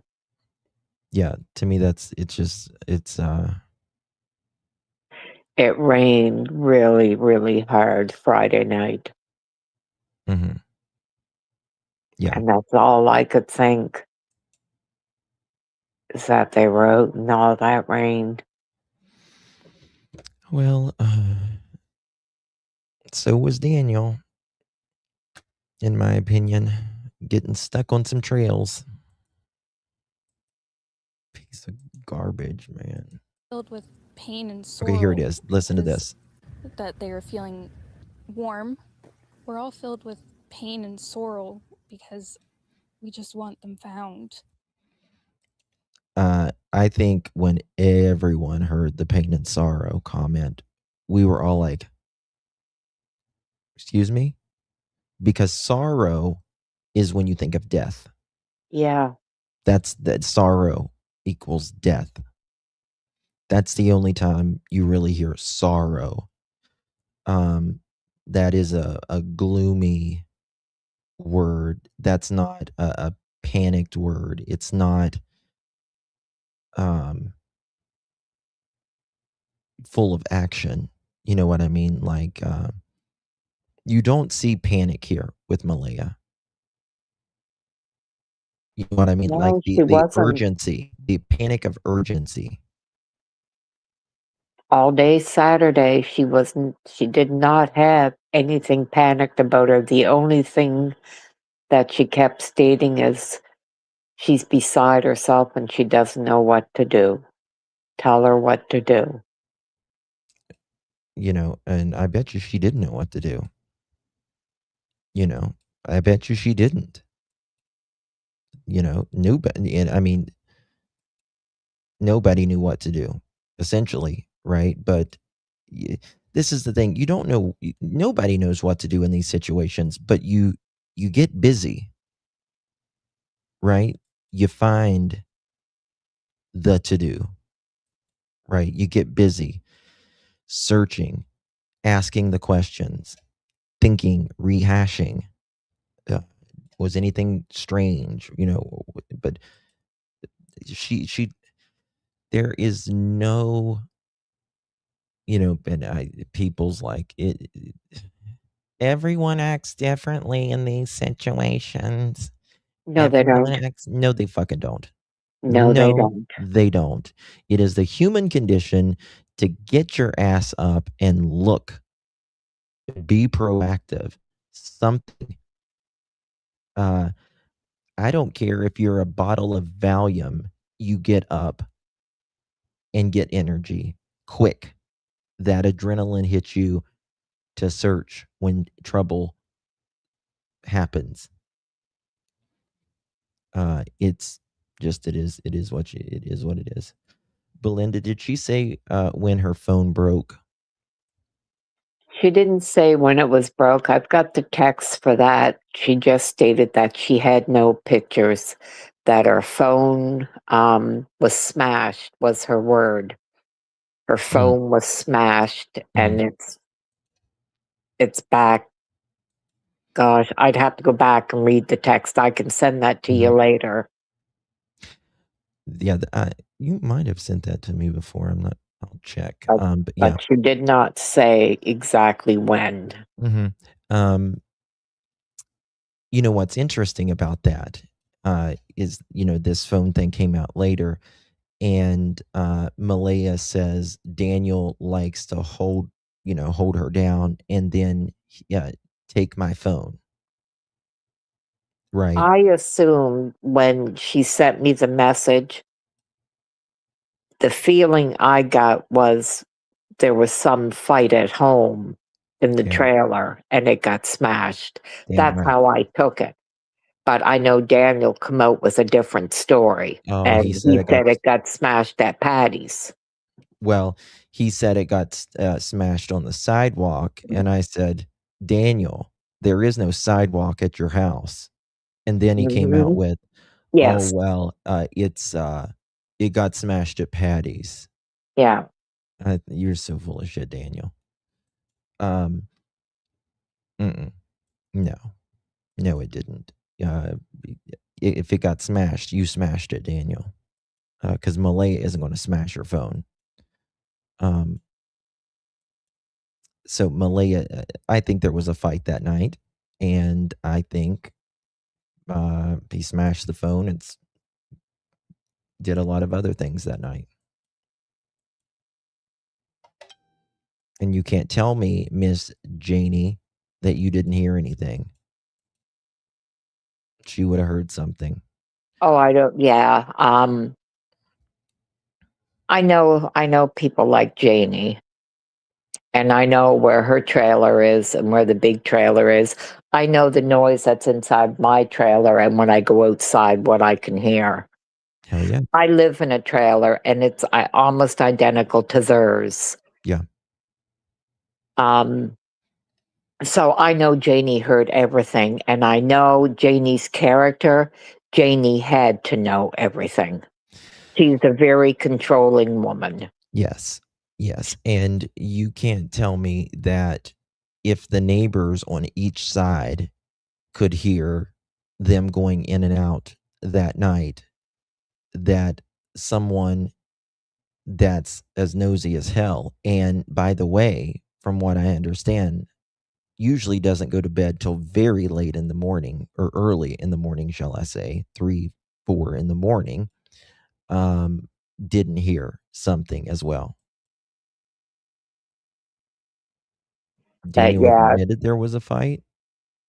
I didn't hear that. I don't think he did. I heard Daniel admitted that they had a fight actually in New Glasgow. When? Thursday, when they were in New Glasgow. Really? That they had a fight. And it was over money. That's what I heard from Daniel. Interesting. I did not know that. Well, I think I think it was very tenuous Thursday. I think, in my opinion, Malehya was getting her car legal, and I think that uh, that took a little bit of control out of Daniel, and that's jealousy. Afraid that Malehya is going to leave. I think he had that sense of her getting ready to leave. She got a car, got it legal. I think there was a fight over money, and I also think Malehya came back to see if she could get her, her checks and stuff straightened out. I never really thought Malehya was going to leave him, Really? I'm assuming they fought, and I'm assuming she probably threatened to leave him many times. That's pretty Sure. common with young Sure. couples. Sure. But I never got that impression Saturday when I was talking to her. I never got the impression when she said he's been searching nonstop.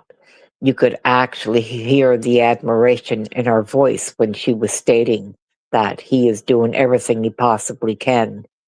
I could hear that in her voice. Interesting. Now, Daniel says, everything was fine until the she went into the ambulance, and she said whatever. Cindy said to her, Yes. changed her. He said when she come out of the ambulance, he had a look that he had never seen. She had a look on her face that he had never seen before. It was almost like a look of disgust. I think there was a come to Jesus meeting in the back of that ambulance. And in my opinion, I do believe Cindy knows more. That's just my opinion. It has nothing to affect what Belinda, our opinions may completely different here, so don't judge Belinda on what I'm saying. But I think there was a come to Jesus meeting in that back, and it was, whatever happened, you better get your ass out of here, and separate so yourself. too. Yes. I believe that too. Yeah. And that's when Malehya's like, okay, prison or, get out of here. Yeah, I think so too. So, but that's just an opinion. That they are feeling warm. We're all filled with pain and sorrow because we just want them found. We want them home. Everyone loves them. They are definitely verbal, and they do have possible autism, but it's not extreme. Have you ever even heard Malehya talk about the kids having autism? No, I asked her how they were doing in school. And she said they were doing good, that they were a little behind. They need extra work, but they were doing good. Mm-hmm. See, and when they were here, it never once dawned on me that Lily or Jack had autism. It never once even crossed my mind. Mm-hmm. The thing that, in my opinion, I think is that Jack and Lily were two normal children. I do think that perhaps, just an opinion, again, doesn't mean it's a fact, but I do believe that they were behind because A, they missed 40 some days of school. B, their home life was hell, in my opinion, with lack of nutrients, fighting, rugs being in the home, and, in my opinion, physical abuse that could make them regress. You don't have to have autism to regress, by the way. Trauma, all of these things that I just mentioned can make a regular human being regress. So, their brains and their bodies were growing. But I don't think that there was any autism at all. Autism. I never thought so. You never thought so, yeah. And I was just curious if she had ever said that to you, because Daniel and Malehya were talking about the autism. Now, Daniel states now that that all came from Malehya, but it all did not come from Malehya. It did come from Daniel as well. Receipts on that. Just they have issues with school, and they don't catch up with the other kids. I just want to remain hopeful. But there's always, in a mother's mind, you're always thinking the worst. Last night was one of the worst nights because I didn't have them in their beds. You know, someone Yeah, just that really jumps right out. Mhm. Last night was one of the worst nights because I didn't have them in their beds. Yeah, whereas last night should have been the worst night. Yes. Yes. Last night should have been the worst night.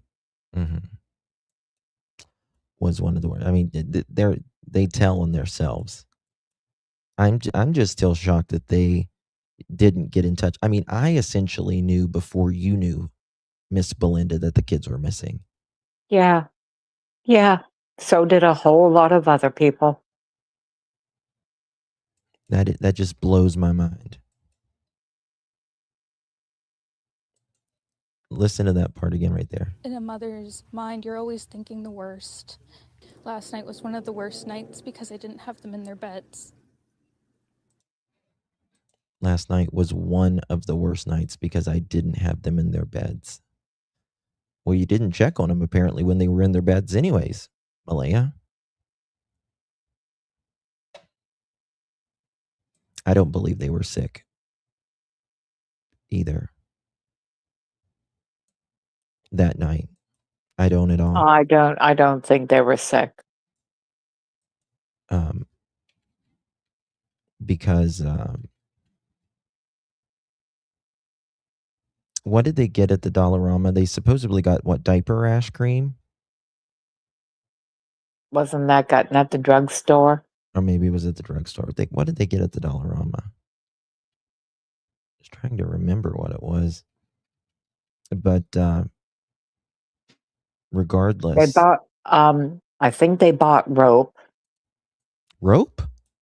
I thought they bought rope. I thought I read that somewhere. But I don't know. It might have been something that I just read too, so. My question is, if Malehya's phone was broke, did she get another one? Well, I wondered that when she said to me that she had no pictures of the kids. So I told her I would send over all the pictures that I had of the kids. So it took me a while because I had quite a few pictures and they were on my tablet and my phone. So I sent them all to her and she said she really appreciates that she loves seeing the pictures that I post out, and that she has no pictures because her phone was smashed at the home. Well, that would be interesting because they were at Walmart Thursday. That would be very interesting to see if Malehya was on her phone at Walmart or any time during the day on camera. You know what I mean? Because Daniel, he said that morning Malehya was on her phone, and then he said Malehya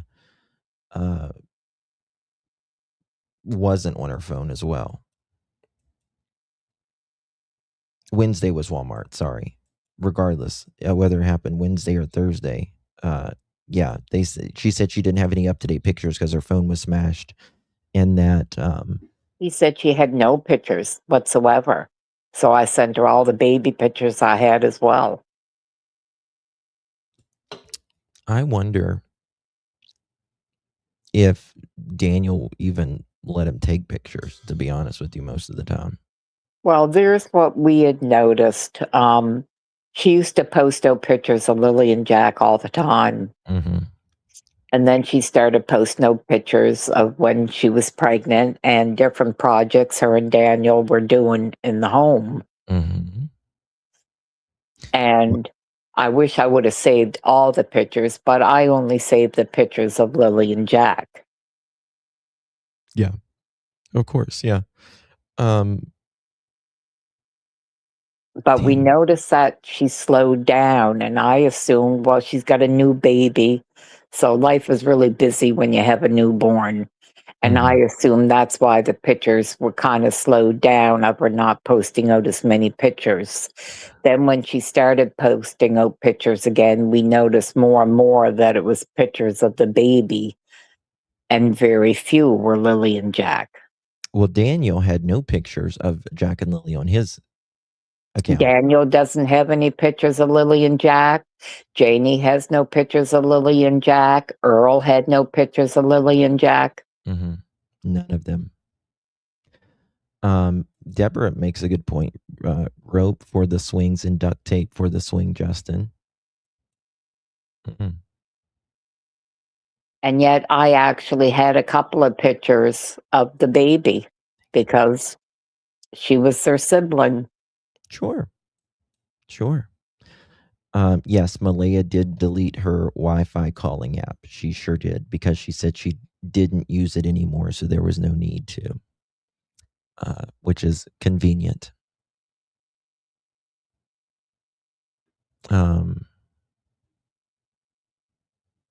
Having Starlink, you wouldn't needed that app.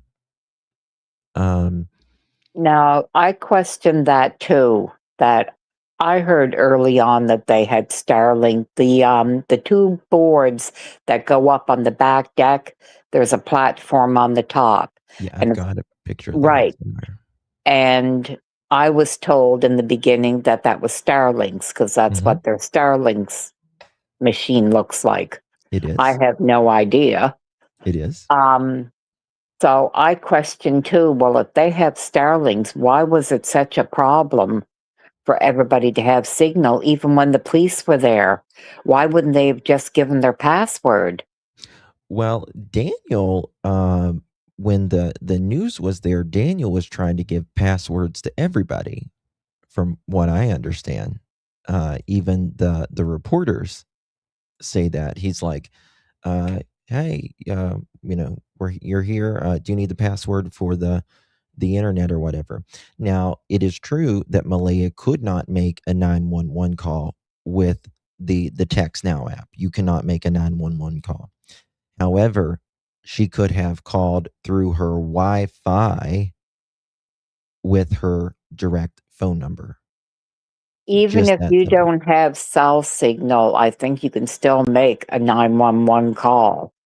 It people get a little bit that confused. Now, most places in the area, um, so when you don't have any bars, 0 bars, Yeah, I have that at my place. right? You might not be able to make a regular phone call out. But when it shows the circle with the line through it, That means absolutely nothing. that Yeah, means zilch. yeah. Zilch. Now, when you don't have any bars, you still technically have 2.4 gigahertz. Mm-hmm. Then you can make a 911 call. Yes. Then you can make it. The only time you cannot make a 911 call is if that little circle with the line is through it, which is very, very rare. Now, I know in her yard, I never tried using my phone in our home, but out at the end of her driveway, there was one spot right before you get to the main road. Mhm. You can stand in her driveway and you can get a signal. Mhm. But if you move a foot to the left or right, you'll lose that signal. It's Well, only in that one spot. what's interesting on DT show, Janie was talking to DT, and they were talking about Malehya going and she said that she had to go into a corner into the house to get a cell phone, service. Signal, yes. Yeah, and Janie said, "No, that you're not going to get any service in that house. You're just not." Um, and in the beginning, what I heard was, oh, she had to go out to the road to make a call or whatever. And the way Daniel talks in, I think the interview that he did with the CBC is that Malehya's outside in front of Janie's Yep. motorhome, standing out there making a phone call.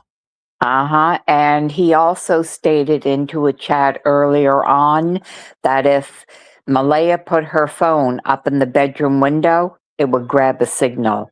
Now, I believe that because my place, like I said, I don't get cell service. But if I put my phone in a certain kitchen window, it might grab a bar. Sure.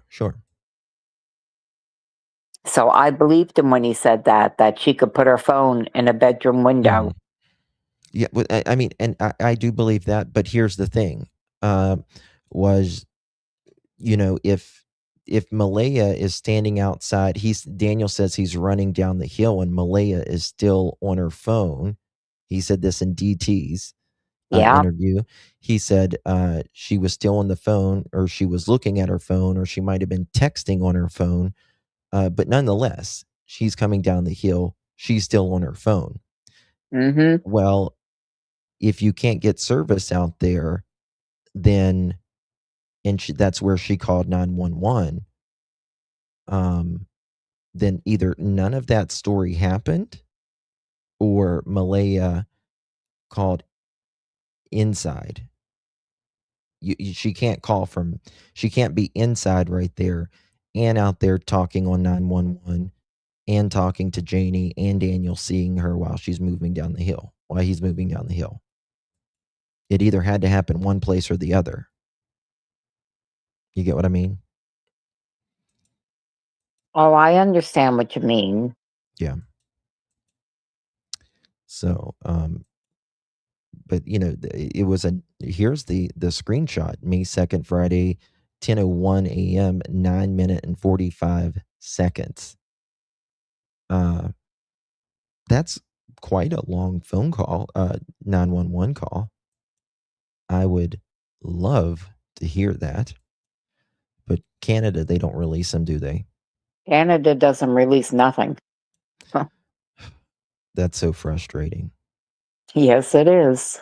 Justin, didn't you do FaceTime with Cindy? She did FaceTime with Cindy the day before, when they were coming home, right? Or what was it? Well, there's two stories of that. One story, the very first story, was she did FaceTime. That's how it shows that the kids were home at the trailer after they left New Glasgow, because Cindy did FaceTime. That story then changed to they did FaceTime on their way to New Glasgow in the vehicle.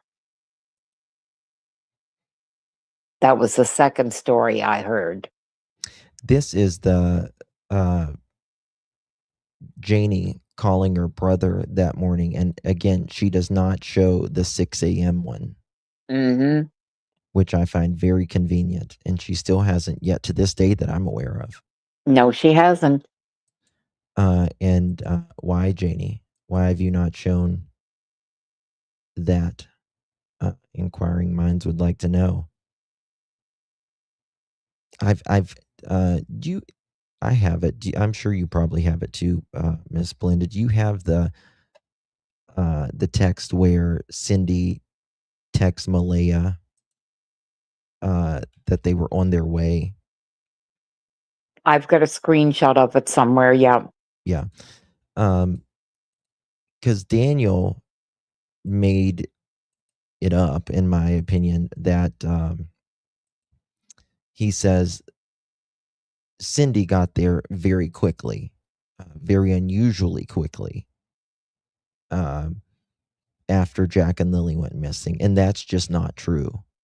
No, it's That's not. And that is what both of them have stated. Janie and Daniel stated that. and it's not true. I've got text messages of Cindy. I had it here somewhere just a minute ago. I was going to pull it up, but of Cindy saying, we're on our way, and they tell her where to park and all that stuff. Let me see here if this is it. Details are important. Road was indeed not blocked. My uncle. Okay, that's something else.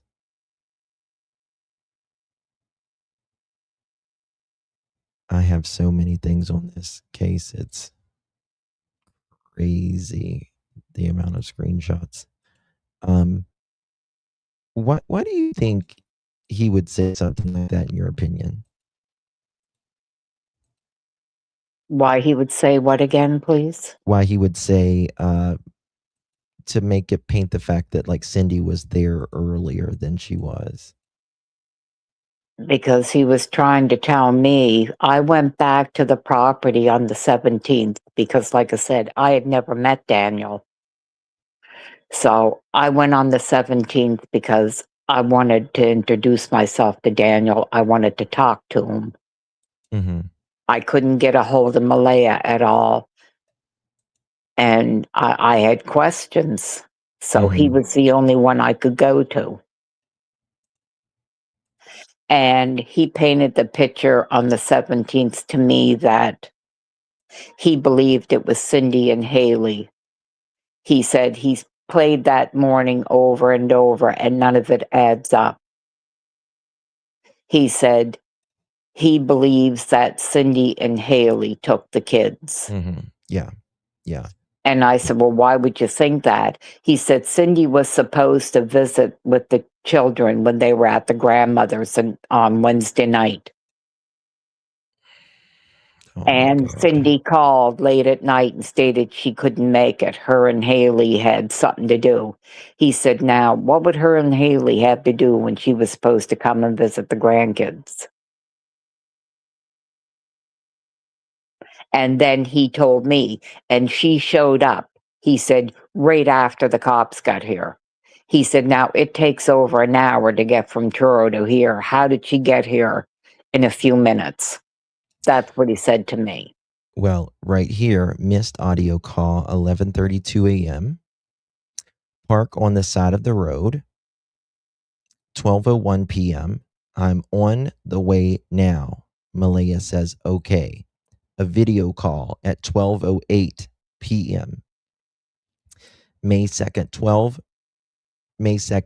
at 12:24 p.m. Send Amber Alert. Tell the police to send an Amber Alert. So she wasn't even there at 12:30, 12:24. No. She still wasn't there. Yep. Kids have been missing 2.5 hours since then. Mm-hmm. Just another thing, in my opinion, Daniel has lied about. Did you ever notice this in the document? It says, I still remember that I sat on the bed. I gave Malehya a hug and everything. And then I literally passed out cold because I was so tired from searching all day and I fell asleep at 9:09, he said.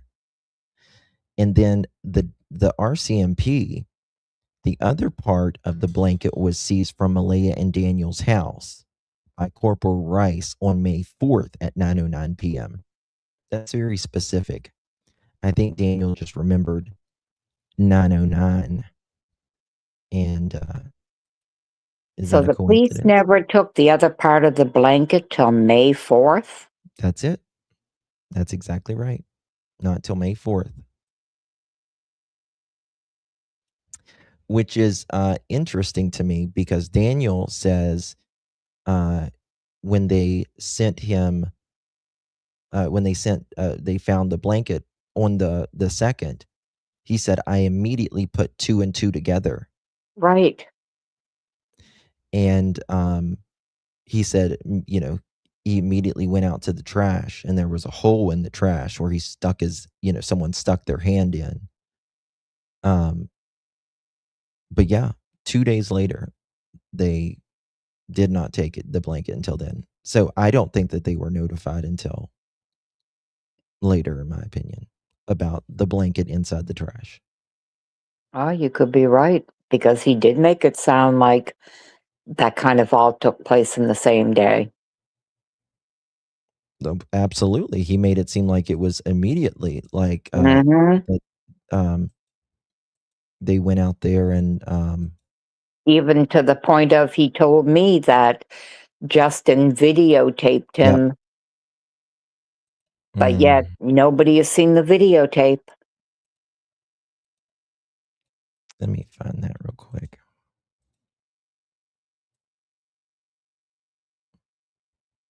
Give me a second here. So it's much more hard to, get a good view from Let me see here where he says it. a picture of it, splayed out on the ground. Officer. Let's rewind then. So there's been a lot of. Oh shit! Was that 404?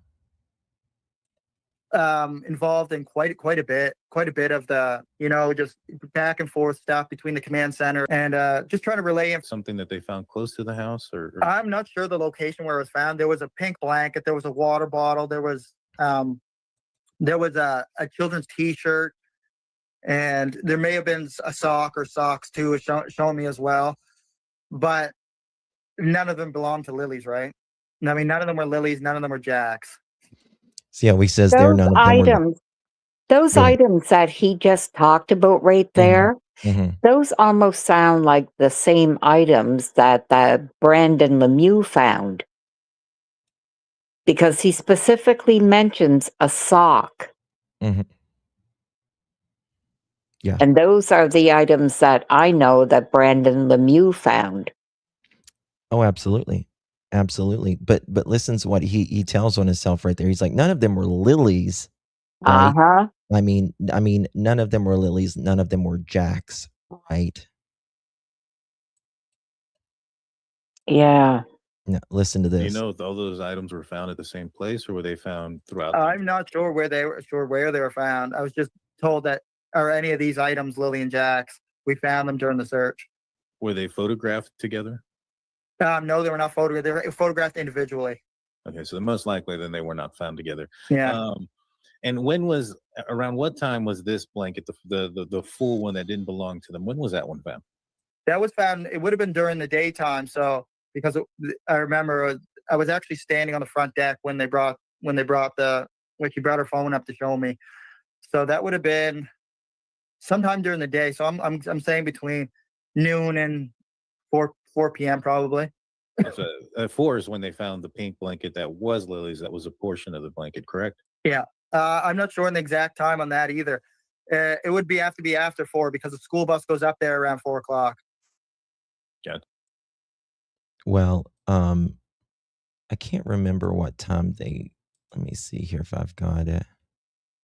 I can't remember what time they found that blanket, but it wasn't too terribly late in the afternoon.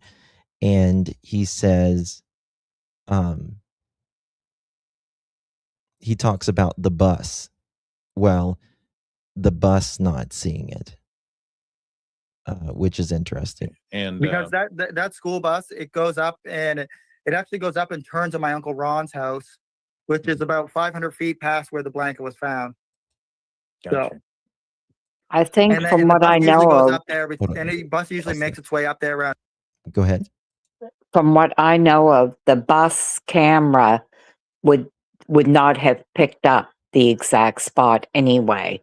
And the pictures that come from the bus were pretty degraded. Oh, I'm sure. I'm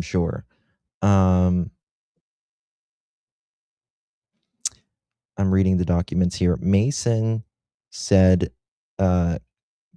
Mason were at Jack and Lily's residence on May 2nd, 2025, around 4 p.m.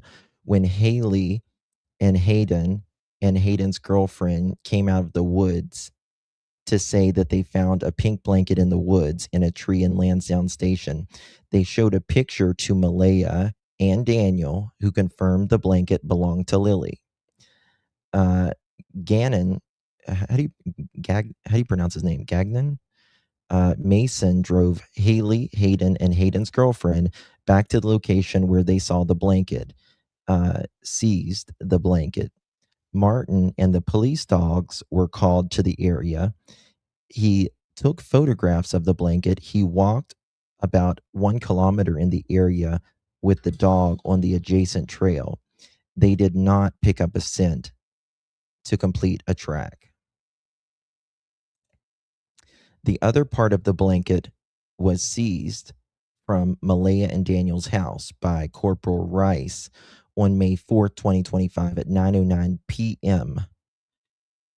at night. It was located inside a trash bag at the end of the driveway. On May 5th at 11:07 a.m., Gagnon showed Corporal Titchchuck the seized blanket, and she compared it to the image of the blanket seized from the residence. She believed they were pieces of the same blanket. Corporal Titchchuck, whatever you pronounce his name, checked to confirm it was the same blanket. She drove to the location where the blanket was seized. She confirmed it was exactly 1 kilometer from Jack and Lily's house. You know what this document doesn't say? It doesn't say Daniel showed them where the blanket was. Mm-hmm. It doesn't say any of that, which, again, I've seen better written documents. I'm just going to tell you the truth. This, to me, wasn't very well written It compared wasn't. to a lot of others I've seen, even a lot of typos. But it doesn't say Justin or Daniel said, oh, it's in the trash here. Thank you, Miss Joyce. Very kind of you. Appreciate you. Justice for Jack and Lily, prayers for Belinda and family, hugs. Thank you, Miss Joyce. Love you. Miss Joyce has been here since the beginning for Jack and Lily. Thank you so much. Yes, I recognize the name. I'm telling you, there's some people that just follow this case religiously. And I'm so thankful to each of them. Now listen to what he says here. I don't know, 3:55, between 3:55 and like 4 o'clock. And I find it very convenient that it's at the side of the road, a little bit like eye level to a freaking adult, where it could be absolutely easily spotted. First of all, Jack and Lily couldn't put a piece of a blanket up in a tree like that to begin with. And didn't Logan say that she was only seconds behind? Yes, Yeah.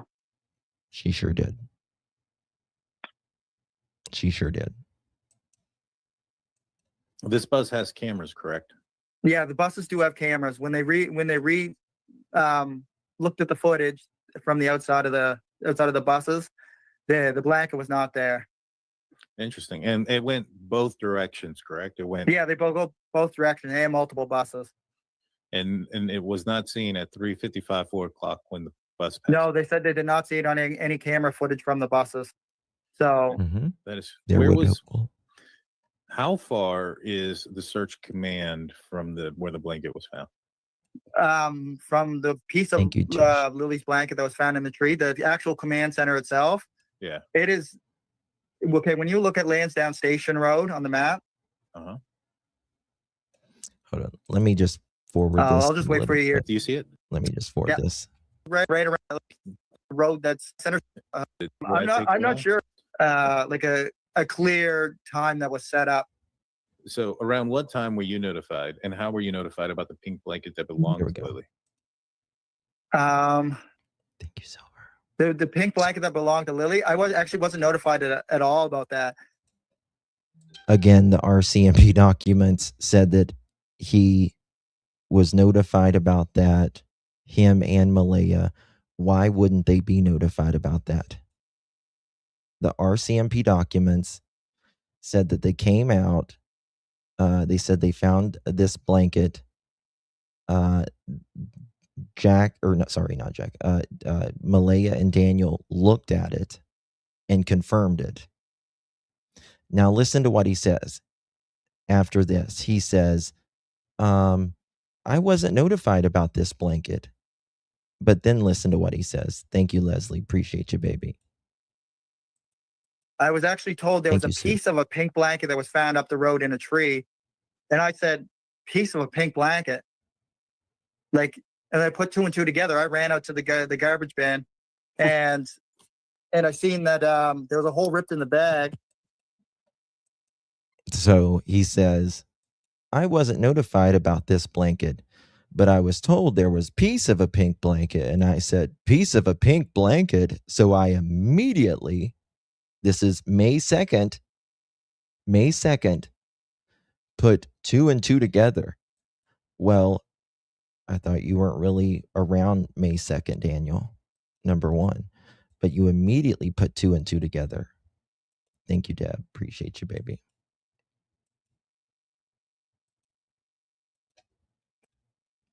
Like, and I put two and two together. I ran out to the garbage bin, and I seen that there was a hole ripped in the bag, and clearly there was somebody who went into the garbage, or something went on with the garbage for a piece of that to be ripped out. Because usually when you look in the garbage bin, Daniel, and you see a garbage bag, usually it doesn't have a hand-sized hole ripped in the side of it. The only hand-size hole, Daniel, is you. Sorry, Miss Belinda. But okay. You've seen this garbage bin, right, Miss Belinda? Yeah. Yes, I have. It's old, it's rickety, it's heavy, right? Mhm. A 4 and a 6-year-old could not lift it because they're not tall enough, because it's so wide. They couldn't lift it to begin with. Number two, they wouldn't have a freaking reason to be in the trash whenever they vanished and did all of this stuff in no more than 10 minutes, because they were playing outside in the yard for approximately 10 minutes. They had to get their shoes on, all that. They had to go outside, play a little bit, and then they couldn't have gone 10 minutes down the road, which a 4 and a Right. 6-year-old isn't going to go far in 10 minutes, Mhm. especially together. Number one. So they're not going to reach in this trash and get this blanket whenever they've got a backpack on them, which is bulky to begin with, these rubber boots, all of this. Second of all, how does one so think of a trash bag, right? Think of a trash bag. How do you just put your hand in this trash bag without tearing it and sticking your hand in there and taking it out? When you pull out the blanket, it's going to rip more, Well, he right? kinda makes it sound like the bag was ripped exactly where the blanket was. Well, his bag is ripped exactly where his blanket is, as too, in my opinion. I have there's two people that I've seen. Usually, people in these situations, they'll lie, but they won't lie astronomically. They'll just say, I don't know, or, they won't answer the question. Daniel Martell and Stacy Wandra are the two biggest blatant liars, in my opinion, that I have ever seen in true crime. They just think you believe everything that they say. Now, listen, watch his lizard lips. The garbage for a piece of that to be ripped out. Because usually when you look in the garbage bin, Daniel, and you see a garbage bag, usually it doesn't have a hand-sized hole ripped in the side of it. That's interesting. Now, the pink blanket, when they told you about it, did they show you a picture? The piece of the blanket? No. No. Okay, No. so they just That is absolutely wrong. The RCMP documents says that they did. It absolutely says it did. I just read it a second ago. Did they show They found- him or did they show Malehya? Well, let me show you. I'll show you the actual RCMP documents right here. Okay, this is when they found it, all of them. They showed a picture to Malehya and Daniel, who confirmed the blanket belonging to Lily. Right there. Hmm. Right there. See, Miss Belinda, you and I can get places together because you know things and I know things, and we're moving on down the road. Like we're getting somewhere with this. Tearing more lies out. They found a piece, and you went to the Piece of Just when listen to they that. told you about it. Did they show you a picture? The of piece? the piece of the blanket? No. Watch his tongue, his lizard tongue. He's so easy to read. He's so easy to read. No. Okay, so they just told you they found a piece, and you went to the garbage bin. And where in the garbage bin was the bag that had the other part of the blanket? Was it towards the top, in the middle, there the was bottom? These were like large industrial sized garbage bags, right? Okay. And Mom would always yell at me, you know, don't put so much garbage in one bag, because I would always make the bags like really heavy, right? Okay. And so I had the blanket was in a garbage bag. Now, you know, Malehya said she was the one that put the trash, or the blanket out there, right? He said she put the blanket in the trash. Yes. Yes. Yeah. But Daniel is saying here that he put the blanket in the trash. And Malehya says in the documents that she put the blanket in the trash. Okay, but not to be a devil's advocate. No, but please be a devil's advocate. Okay. Maybe she put it in the trash in the house and he's the one who took the trash out to the bin. No, let me see if I can pull that up quick enough while this is playing, because I do believe I want you to be a devil's advocate because that kind of tests our theories. I think she said she took it out to the garbage, is what I'm thinking it said in those documents, though. But let me see if I can find that. But if not, I'll send it to you offline. I'll find that part and send it to you, because I'm pretty sure that she said she took it out to the trash. That's the same time. Excuse me. You're fine. That's the same time when she said that the bigger piece was used to block a window. Yeah. Take a drink. Take a drink. You got choked on something. Yeah. Let me play this. Bag, but there was another garbage bag that was inside, right? So it was like double bagged. Interesting. And you could see I keep wanting to say a hole that was ripped in the side from a hand that went down inside of it and, you know, pulled something out. But it looked to be like somebody put their hand in there and ripped it out. But the bag, the blanket was still at the bottom of the bag, right? You okay? Yeah. She said the bigger piece of blanket was used to cover a window or something, and the smaller piece was ripped off that big piece, and that blocked a draft at the bottom of the door. So there should be 3 pieces, right? Well, that just makes 2. The bigger piece that was up to the window, and then the small piece to the door, unless the part in the tree is a 3rd piece. Yes, because there was still a piece of the pink blanket in the trash, right? So they had it up to a door or whatever. It ripped, right?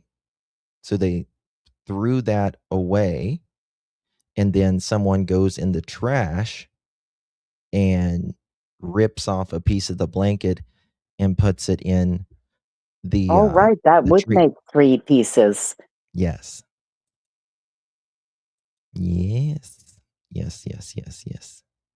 Because he doesn't state it's the small piece that used to block the draft, or did Malehya clarify that already and state that? Well, they said it was for a window, then they said it was a door, then they said something else. I've got all the notes on it, but let me just let me show you this. And then, can you tell me if you saw this pink blanket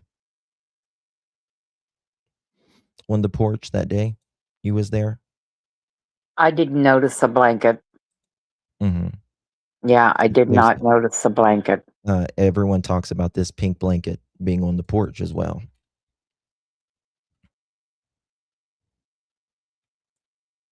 Yeah. Lion, little thing. Inside of it. Now, did Cheryl or Haley, one of them stated about it was over a railing? Yeah, that's over a railing in that picture. Huh. It's really blurry, but yep, it sure is. It sure is.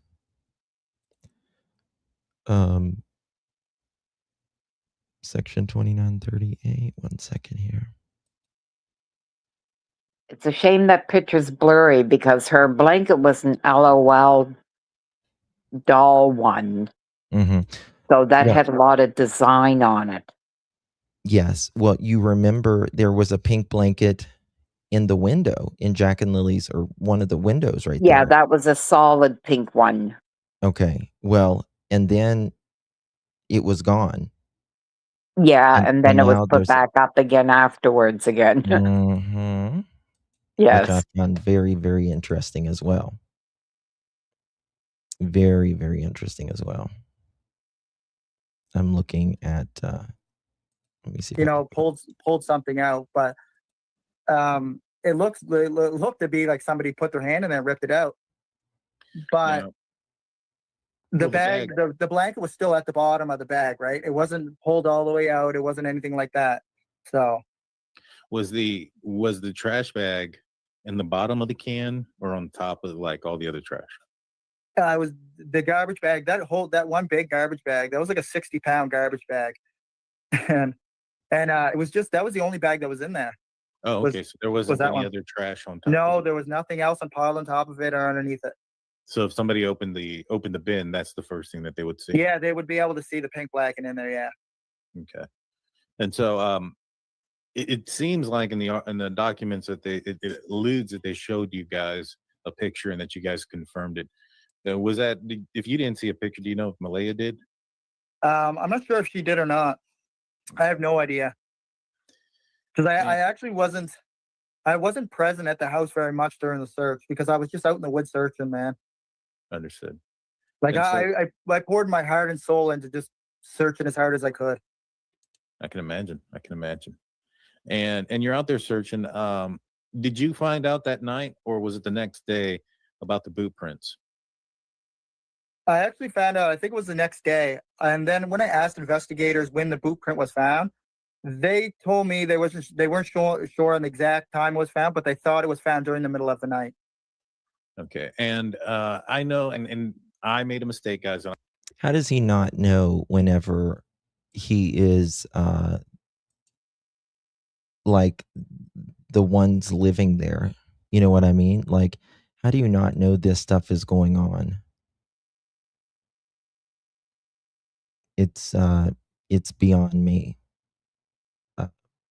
Saying, I think it was like, if you found a boot print or a blanket of or you even thought it was your kids, you would be all over that. Now, the funny thing is, Malehya never stated nothing to me Saturday about a boot print being out in the driveway. She never said a word about that, but she told me about the prints up on the pipeline. Yeah, that would be one of the first things you would say, right? And see, Daniel, even still to this day, he only wants to talk about the boot print in front of Janie's. He doesn't want to talk about the boot prints that is actually in the RCMP documents. Right. And of course, our police force, they won't even clear simple little things that mean absolutely nothing, because a part of me does not believe that print was in the driveway at all. Oh, I think it was I mean, I think it was there, but I think it was. I mean, Why? I mean, Janie made such a big deal of it, but why wouldn't Malehya have told me? But she might did be tell right. me about the pipeline. You might be right on that. Let's just think of this. Okay, Janie is inside. Malehya is supposedly outside in front of the RV. Daniel's up there looking for the kids. Janie comes out, confronts Malehya. They're standing right there in front of the RV where the boot print was found, right? They're going to be stepping everywhere. You know what I mean? Like, how do you, there's going to be people coming in and out of there. How would they know that this was Jack or Lily's? You know what I mean? Not just that, but the kids' footprints on that embankment, there was multiple prints up and down that embankment. And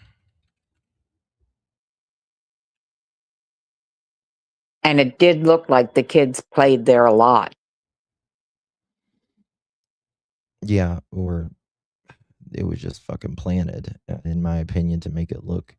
I mean, the thing about it, Janie the night before, she looked like she looked like she was raking from behind the house, like all that dirt from behind the house out front there. Am I right? Now, there is a picture. I've got it in my gallery somewhere, so it would take me a while to find it to send it to you. I have a picture of that embankment where it shows frost. Then there's a bare spot, and then right on the other side of that, there's frost. So I assume that is where she had hauled the dirt down from because there was no frost there.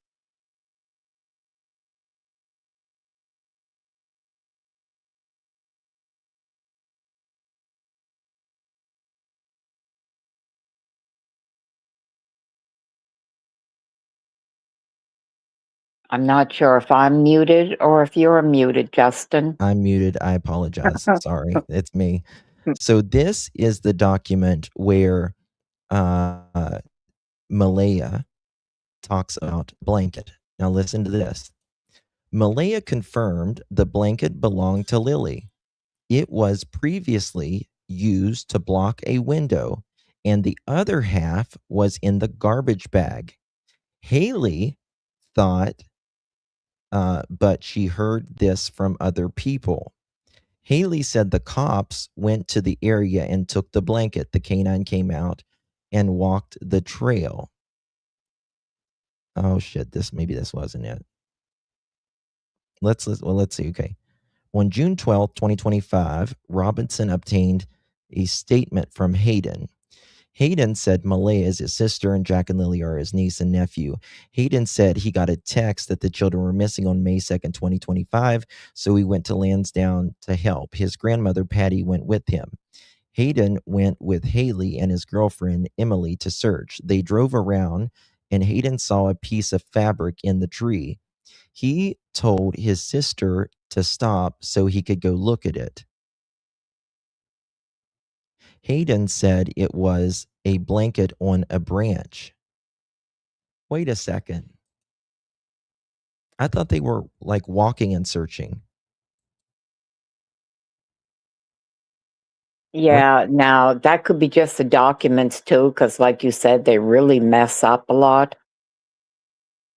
But to stop in a car and to walk up to something is way different. I don't know if they could be messed up. Well, considering, isn't it a car that apparently Brandon's seen? Yes. Yes, and to me that confirms Brandon's stories way more accurate. Sure does. Yeah, because it says Hayden went with Haley and his girlfriend Emily to search. They drove around, and Hayden saw a piece of fabric in a tree. He told his sister to stop. See, that's not a typo. I guarantee you that, because they're driving around and he told her to stop so he could look at it. Hayden said it was a blanket on a branch. He said it looked like it could have blown there or someone threw it there. He said the tree was a small, bushy tree, more of an elder. He said the blanket was hanging 3 to 3.5 feet off the ground and hung up like a bath towel. He described it as pink, fuzzy, girly blanket. It was located right on the shoulder of the main road at the corner.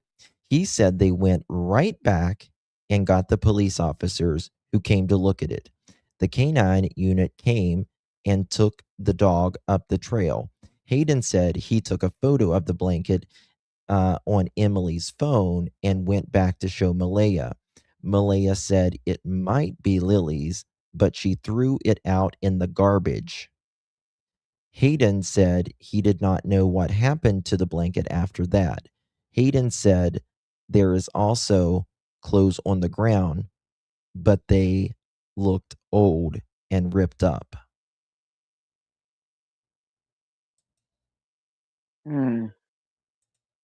Something stinks here, Miss Belinda. Yes, it certainly does. Thank you, Clippy. Thank you, baby. Something stinks there. Now, what was the guy's name you just mentioned? Brandon? Brandon. Who what did he say again? Can you go over that? I know I'm talking your ear off. I'm sorry. Brandon stated that he's seen a vehicle that morning. Mm-hmm. And there was 3 people in the vehicle, or no, 3. Now there's names put to these people now. He's outright stating it was Emily. Yes. It was Hayden. And they're still not sure about the 3rd guy. Uh-huh. And Janie's brother, Alvin, I believe it was standing outside on the road. Mm-hmm. Now, he said he's seen Emily running out of the woods. Mm-hmm. And she showed him a spot. Well, she wanted to know if he was police and all that, but she showed him a T-shirt. He states there was no blanket there. It was a T-shirt that was spread out across the bush. Mm-hmm. Well, Brandon's right about the driving around, because I'm looking in these documents. It's so good to have you up here with this, because now I can know what you know on this. Listen to this. On July 12th, they talked to Emily, who is Hayden's girlfriend. They were staying at Patty's, and she woke up to a phone call saying the children were missing. They went out there and started to help search. She went with Hayden and Haley in the woods. They drove around. Yeah. They saw kids' clothing hanging on a tree.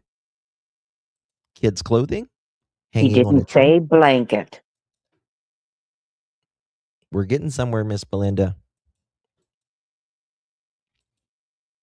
We are getting somewhere, miss.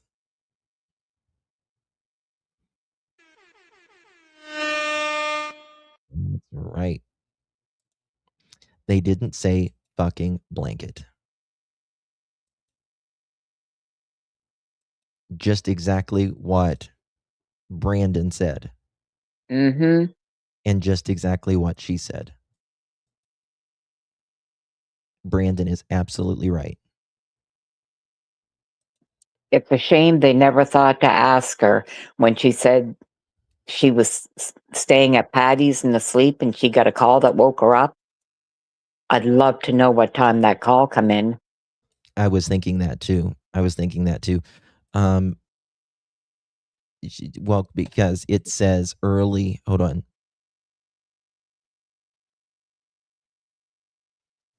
What does it say? They were staying at Patty's, and she and she woke up to a phone call saying that the children were missing.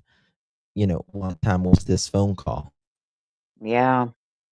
Well, we know the police would know because I'm hoping they would have checked. Justin, I think it's a different location where Brandon seen them. I don't know about that. Not that I was told. I don't think so either. Yeah. I think you might. Yeah. Okay. So she went with Hayden and Haley in the woods. They drove around. They saw kids' clothing hanging on a tree. There was no other clothing or anything hanging on a tree at all, period. The only thing that was hanging was that blanket, allegedly, right? Mm-hmm. But Brandon says there was no blanket hanging. Right. When he saw them. They got out of the car and were looking at them. They didn't touch them because they thought it might be evidence. Emily said there were 2 shirts and a blanket. 2 shirts and a blanket. Okay. The blanket was hanging in the tree and the clothes were on the ground. See, I don't believe them. They're making up some of this because she just said they saw kids' clothing hanging on a tree. And then she says there's a blanket hanging on a tree and 2 kids' shirts. The blanket was hanging in a tree and the clothes were on the ground. Emily took photographs as soon as she got out of the car. Emily, produce those photographs. Come on, girl. Yes, Malehya. Brandon did have a picture that he sent me of the pink shirt over a bush. And how far was this from the blanket? The blanket wasn't there at that time. He didn't see any blanket. The blanket was hanging in the tree and the clothes were on the ground. Emily took photographs as soon as they got out of the car. They drove back and asked Malehya if the clothing belonged to the kids. Malehya said the blanket belonged to Lily, but the clothing did not. They then told police, who went to investigate. Emily looked the data of the photographs and saw they were taken May 2nd at 3:24 p.m. 3:24 p.m. Does Brandon give a time? Yeah, he gives a time. It's in the morning. Gosh, let me try to remember. I thought it was handy 10 o'clock in the morning. 9:48, 9:40, something like that, I thought. Now that's interesting. That's very interesting. So does Brandon, are you watching right now? If you're watching, please write something in the chat, please. Don't stay in the bushes, please. Okay. So does Brandon see Emily and Hayden and them?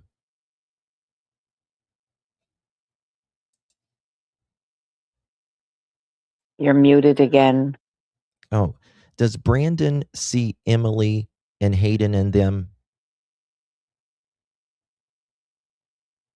Right on Lansdowne Station Road. Sorry, right on Lansdowne Road. My mistake. And he sees them that morning? Yes.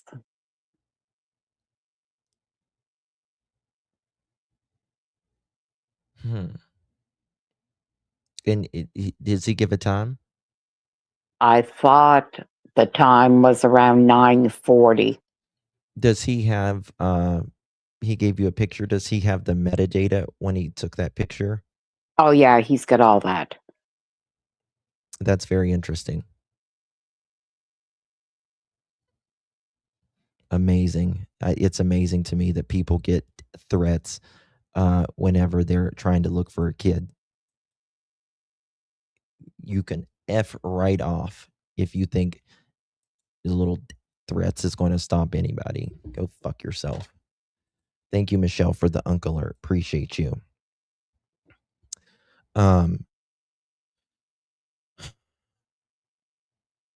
That's very interesting because Brandon.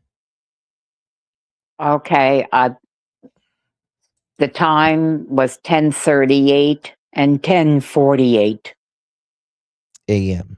Yeah. And how far does Patty live from Malehya? Well, Patty was still in her home at that time, so that's in Truro. But how far is that? It would be about a 45 to 50-minute drive. So there was no way that they could have, there's no way that they could have called 911 and then called Patty's home and for Malehya's brother to be there in that time. No. Interesting. Okay. So when Brandon is there, there's just clothes. There's no pink blanket. So this pink blanket had to be planted between, we'll say, 10:30 and 3:34 p.m. on the 2nd.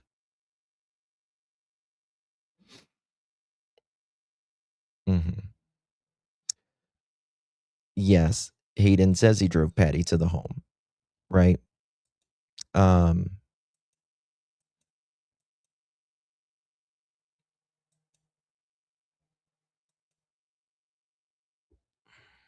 Now, I don't know if we've gotten exactly the time of when Patty arrived. We've got a time when Cindy basically got there. But what about Patty? What about Cheryl, Haley? Did they all arrive there at the same time?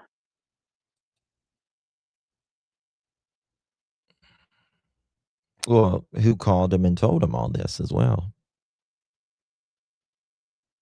Now, someone in chat stated when Malehya couldn't get a hold of her mom, she called Patty. Yes. But apparently, going by Emily, I guess Emily got a text too. Emily, Hayden's girlfriend. Yeah, Emily said, as Hayden's girlfriend, they were staying at Patty's and she woke up to a phone call. Well, she doesn't say her phone call, but she woke up to a phone call. Yeah. A phone call. So right. I just So wanted to it could be his, yes. Yeah.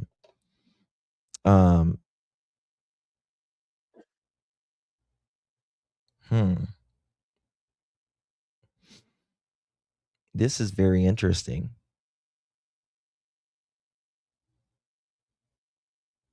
I'm going to have to do some. I've actually got Hayden's letter that he wrote somewhere. I just don't know where the hell it is. But I definitely have it somewhere. He put out a message, didn't he? I'm trying to find it real quick, but I'm not sure if I'll have. But he put a post out, wasn't it? Let me see here. Sad me too. They have such.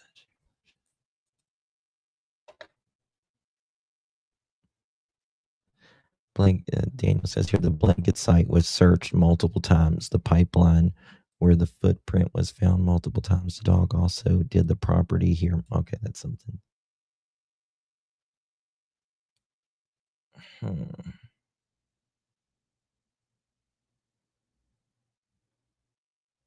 Bear with me, guys.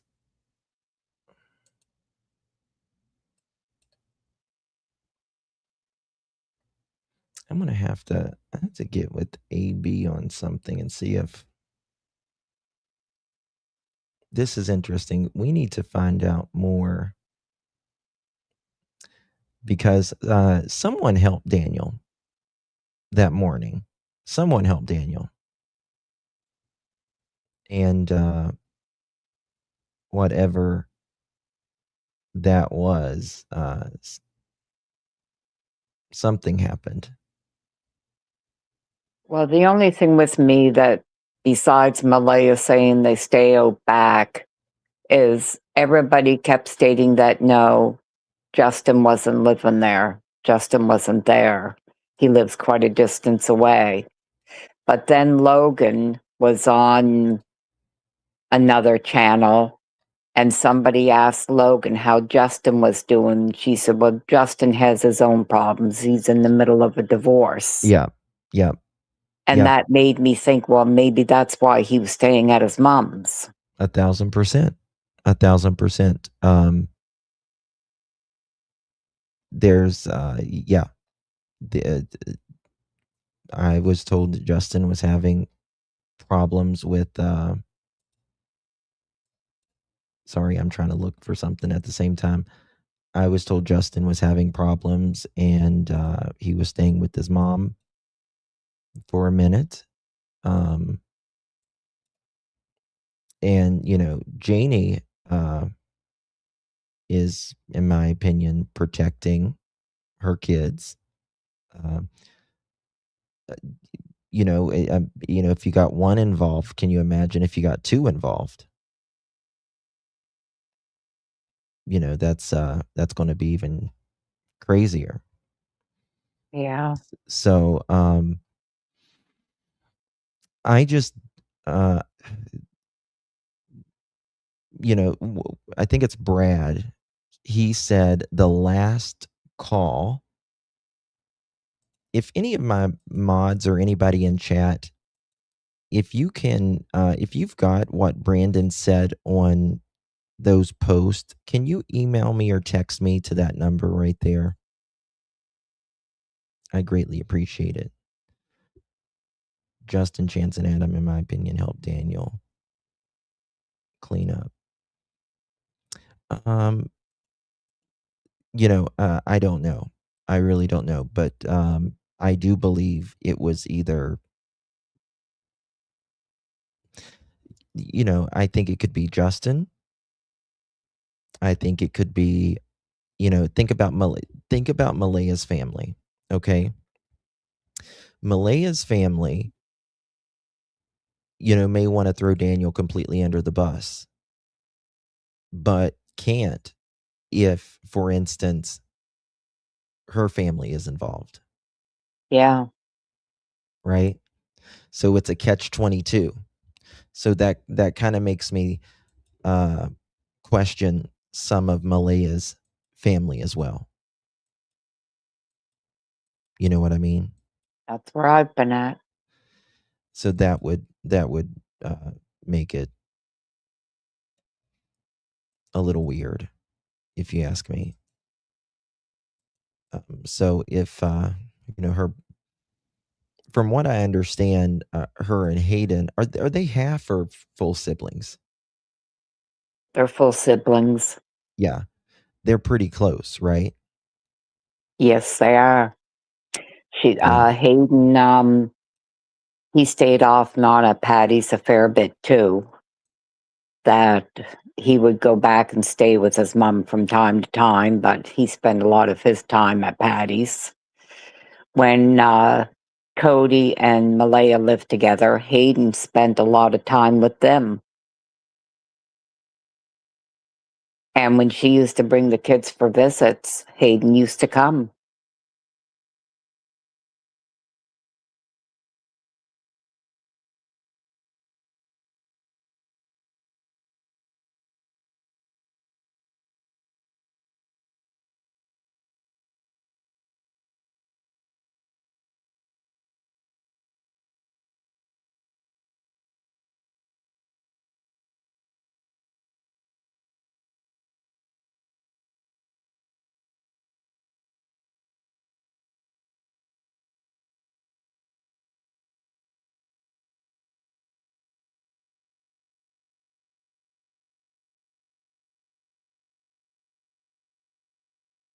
Whoever was driving apparently had dark-colored skin.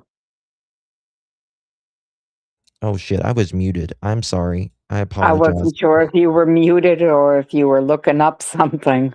No, sorry, I was muted. I'm just gabbing away there. Um, yeah. So who would have dark colored skin out of them? Does any of them? Well, there has been a guess of a name checked around, and Mhm. like I said, I find it You hard can text me to, if you don't want to say. yeah, that it is somewhat of a relation, a roundabout way, Okay. I think I know where you're going with that. Okay. I got you. I right? got you. Okay. I don't guess anybody has that. Well, Miss Belinda, I know it's so late where you're at. Yeah, it's 12:01. 1 o'clock. I've talked to you for 3.5 hours, but will you do this again with me? I most certainly will. That Okay. I would I greatly I appreciate want to that. talk to anybody that wants to listen. Yeah. Yeah. I know. I know. We want Jack and Lily found, um, and justice served. We really do. Uh, I the appreciate I appreciate you sticking with this. Of I know a course. lot of people get attacked. I know a lot of people are nervous of speaking out because everybody gets attacked. And That's what I I'm say to glad those that you people. guys are still brave that you don't care. Absolutely. Let me tell you something. This case, you think this case is toxic. I mean, there are toxic people in this, I get it. And it's a lot for you guys and stuff like that. But listen, I try not to get in the drama of it, of the back and forth with other people. I try to just stick to my lane, my research, and uh, don't really, call me whatever they want. Call me whatever they want. You know, I my subscribers know who I am, and people know, what I mean. So I don't get twisted and bent up. Well, that's good. I can say that I'm totally where you're at. I get hurt. I get Yeah, hurt thinking that people can be this way with two kids missing. It just, I yeah, don't understand it at all. But yeah, I tell myself I don't care because as long as they're missing, I'm going to still talk. yeah. Love you guys in chat too. You guys are so sweet. Yes, Um, thank you guys so much. they but yeah, you're right. You're right. I mean, this is nothing you sign up for. You're a victim in this as well. And nobody should be attacking a grandmother who is just trying to find her grandchildren. Uh, you know, th- th- thank you, Happy I Turtles. waited Appreciate you. for Malehya to speak up. I would have been right by her side. Hmm. Yeah, yeah. It would. This is the thing. Um, when we do this, we have to have our mindset on it really is about the missing, right? And Malaya should be speaking up for Jack and Lily. Uh, Yes, you whether should. she gets attacked or not, or people criticize or not, you're speaking whether you get criticized or not, right? I speak whether I get criticized or not.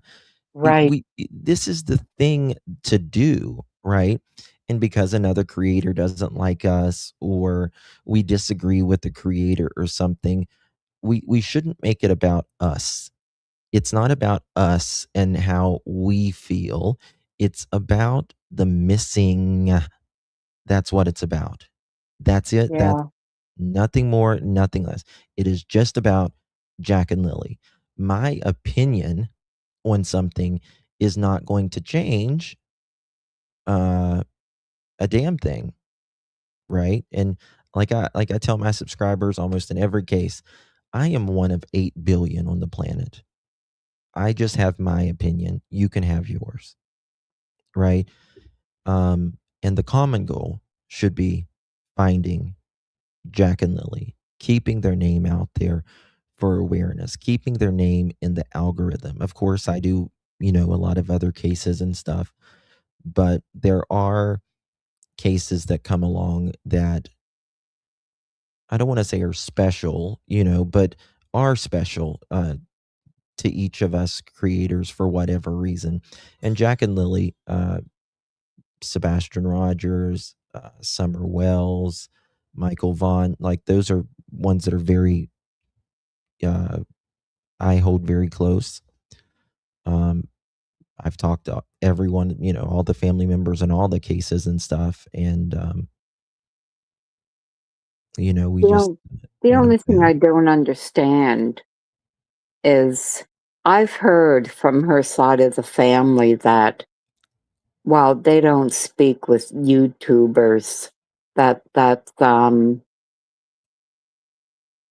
don't understand that. They know where we live. We don't get news. If it wasn't for you guys talking of Lily and Jack, we wouldn't hear their names anywhere. Right. I mean, listen, there's, it's a whole nother subject and stuff, but some of the things some of YouTubers have done and even things I've done that I've, not particularly proud of, especially when you're a newer YouTuber in this, like, especially people, in my opinion, that make it, they make it about them, and they stop thinking about Jack and Lily. They'll, what you'll see in a lot of these cases, and I've talked about it ad nauseum, that many of these YouTubers, they're, in my opinion, they're not trained enough, really, that they will get close to one of the family members, one of the parents particularly, and they will see all the niceness. Of course, Malehya is going to show you her best side. Daniel is going to show you his best side, and they start getting an emotional attachment with Daniel or Malehya or one of them, and they let that dictate on how they see the case, and that is a really bad thing. And then they'll start defending more of Malehya or Daniel, and not defending Jack and Lilly. They lose that. And I have seen it a billion times. Not really a billion, but a lot of times. And I never let what I think about a family member change my objective on these cases. I don't either, Joyous. I don't like the conflict between creators either. And that's why I try to be nice to everybody. I don't talk about other creators in my chat. I don't allow my chat to talk about other creators as well. I might not agree with everything every creator does. I appreciate them, keeping the word and stuff out. But we all get lost a little bit along the way sometimes. But the focus needs to be on Jack and Lilly. And I've just seen it so many times. I've seen it so many times. And I don't let your feeling about someone's niceness separate. Don't let the feeling go toward it. Don't let the emotion get in the way of the facts, right? The facts are Malehya, Daniel, and Janie were on that property. They said that they were in bed together all morning. one says they woke one up, the other one said, like, those are facts that they say happened, right? And they don't make sense. Daniel could be nice to me till the day of judgment. Malehya can be nice to me till the day of judgment, but the discrepancies don't make sense. And that's not going to change. They're not going to be able to clear that up after a year. After, coming out and trying to, tape it until it just digs them the wrong way. Whenever Yeah. you're truthful in the beginning, nothing has to change. Thank you, PGH. Appreciate you, dear. Thank you, Ben Summer. Appreciate you. So, I want to keep Jack and Lily's name out there. And I don't know how you feel on this case, because I know you have to be very discouraged at times.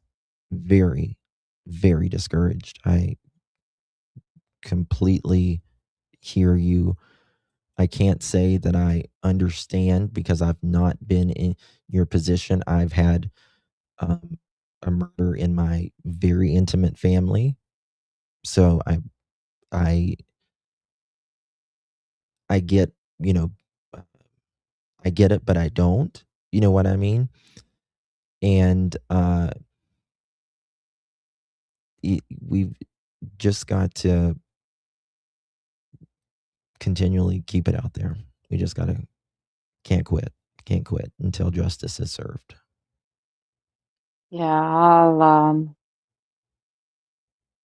I'll worry about the after when the after comes. I want to get there first.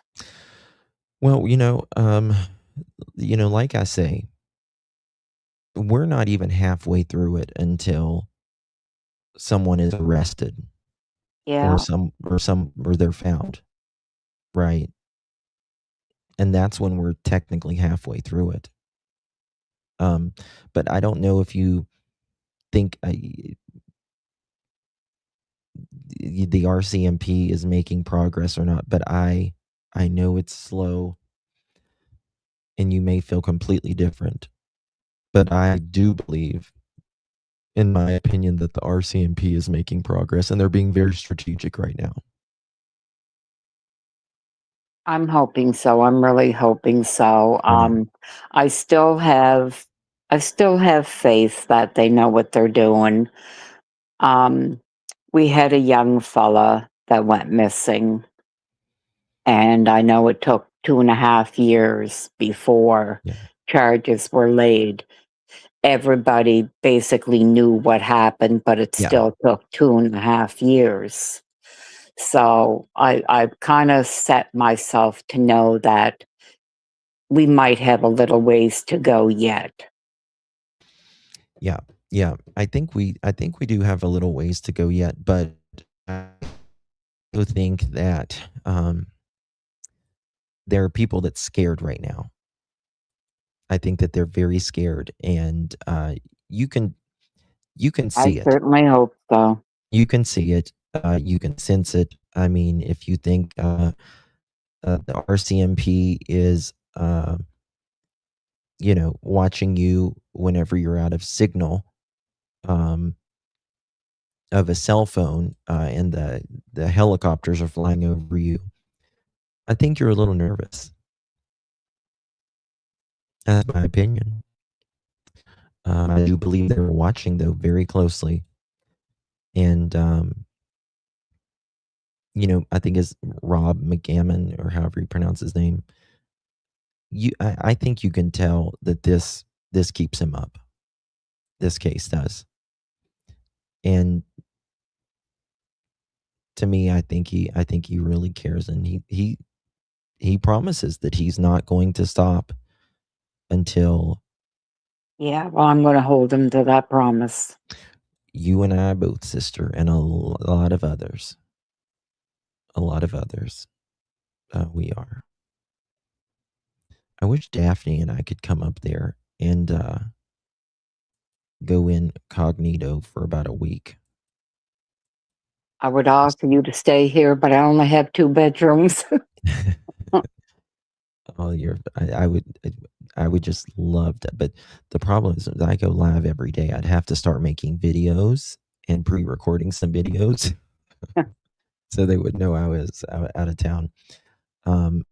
Which I did that once with another case. I kind of slacked off my videos. I knew I was going out of town for a minute, and I went kind of undercover for a little bit. Another case. So, but Jack and Lily are out there, and they're going to be found. And I hope the justice system in Canada sticks it to them. What is up with Canada and the laws, man? Yeah, it's y'all go way too it's damn not easy. good. Y'all It's go not way good. too easy on these people. Yeah. Well, we don't believe in criminals anymore. They're not even referred to as criminals in the prison systems. They're called clients, I think is a new term they use now. I get there's a thing as human rights, right? But in America, once you become a felon, you have limited rights. There is limitations on your rights because you have essentially, broke your trust, I guess you could say. So, it just gets a little stupid to me with that. But I do think they will hold these people's feet to the fire a little bit more because I think there's going to be a lot of public pressure. There is a lot of public pressure to do that. And I think that matters. I think that really matters for keeping Jack and Lily's name out there. That there is this public interest always until they are found. And then after they're found and arrest, that there is a continuous public interest for the pressure because police, RCMP need pressure on them as well. They do. Because it makes them work harder. It makes them. It's a steady reminder that nobody's giving up. Yep. Thank you so very much, Miss Belinda. You have been extremely generous with your time. I know you're tired. It is 12:18 here, and it's 1:18 where you're at. Yeah. I do appreciate you. I know I talked your ear off, but I think we had a really good conversation. Yes, and yes, I will do it again. Thank you. Thank you so much. We'll be in contact. I really appreciate you. I think we learned some very interesting things from each other this evening. Mm-hmm. So, and I'm going to find some of those pictures I was telling you about. Please do. And I'm going to look at those court documents and find that thing with Malehya, what she said too, and I'll send it to you. Okay, thank you. Good night. Good night, everybody, and thank you for being here. Thank you, Miss Belinda. Good night, honey. All right, guys, that's Miss Belinda. Really, really do appreciate you guys staying up late with me. You guys are absolutely amazing, amazing pearls. I really do appreciate my mods and my members and everyone in chat. Please share this live stream out. I would greatly, really 100% appreciate it. Hit the thumbs up button. That's another way to help the algorithm for this video. Also, if you can hype this video on your phone or your tablet, it has to be after the live stream. Another way is you can comment after this live stream down below. Hashtag justice for Jack and Lily. Justin, you look like a buffoon. Hi, a smiley face. Whatever. I don't care as long as it pushes the video out. That's all I care about. So others can see Jack and Lily's face. That's what matters. Thank you for sharing, Carol. Thank you, Teal. Good to see you, Miss Daff. When I get my vehicle, I'm going to enjoy parking in front of DM's Well, Daniel's probably got 50 drones watching him right now, right? As he not watches us right now, right, Daniel? You don't watch us. Neither do you, Janie, do you? So that's why it doesn't matter if I put this picture up or this picture up, or if this is an actual picture of Daniel, what he's going to walk like when he's in prison, right here. That's an actual picture of Daniel right there. Here's an actual picture of Janie judging me at the store when I was going at the pharmacy when I was checking out with nothing but lube and Reese cups. Didn't appreciate it, Janie. So whatever. Judge me. Don't care. Thank you, Broman. Appreciate you very much. You are amazing. Thank you, my friend. I'm going to have faith that the RCMP puts this together and finds answers. They will. They will. The things that I know and a couple others know that even hasn't been said, and the things that we have broken down here for the last 14, 15 months of just the endless lies. It shows you right there. It shows you right there. Any word on Shannon? From what I understand, Shannon is in the hospital right now.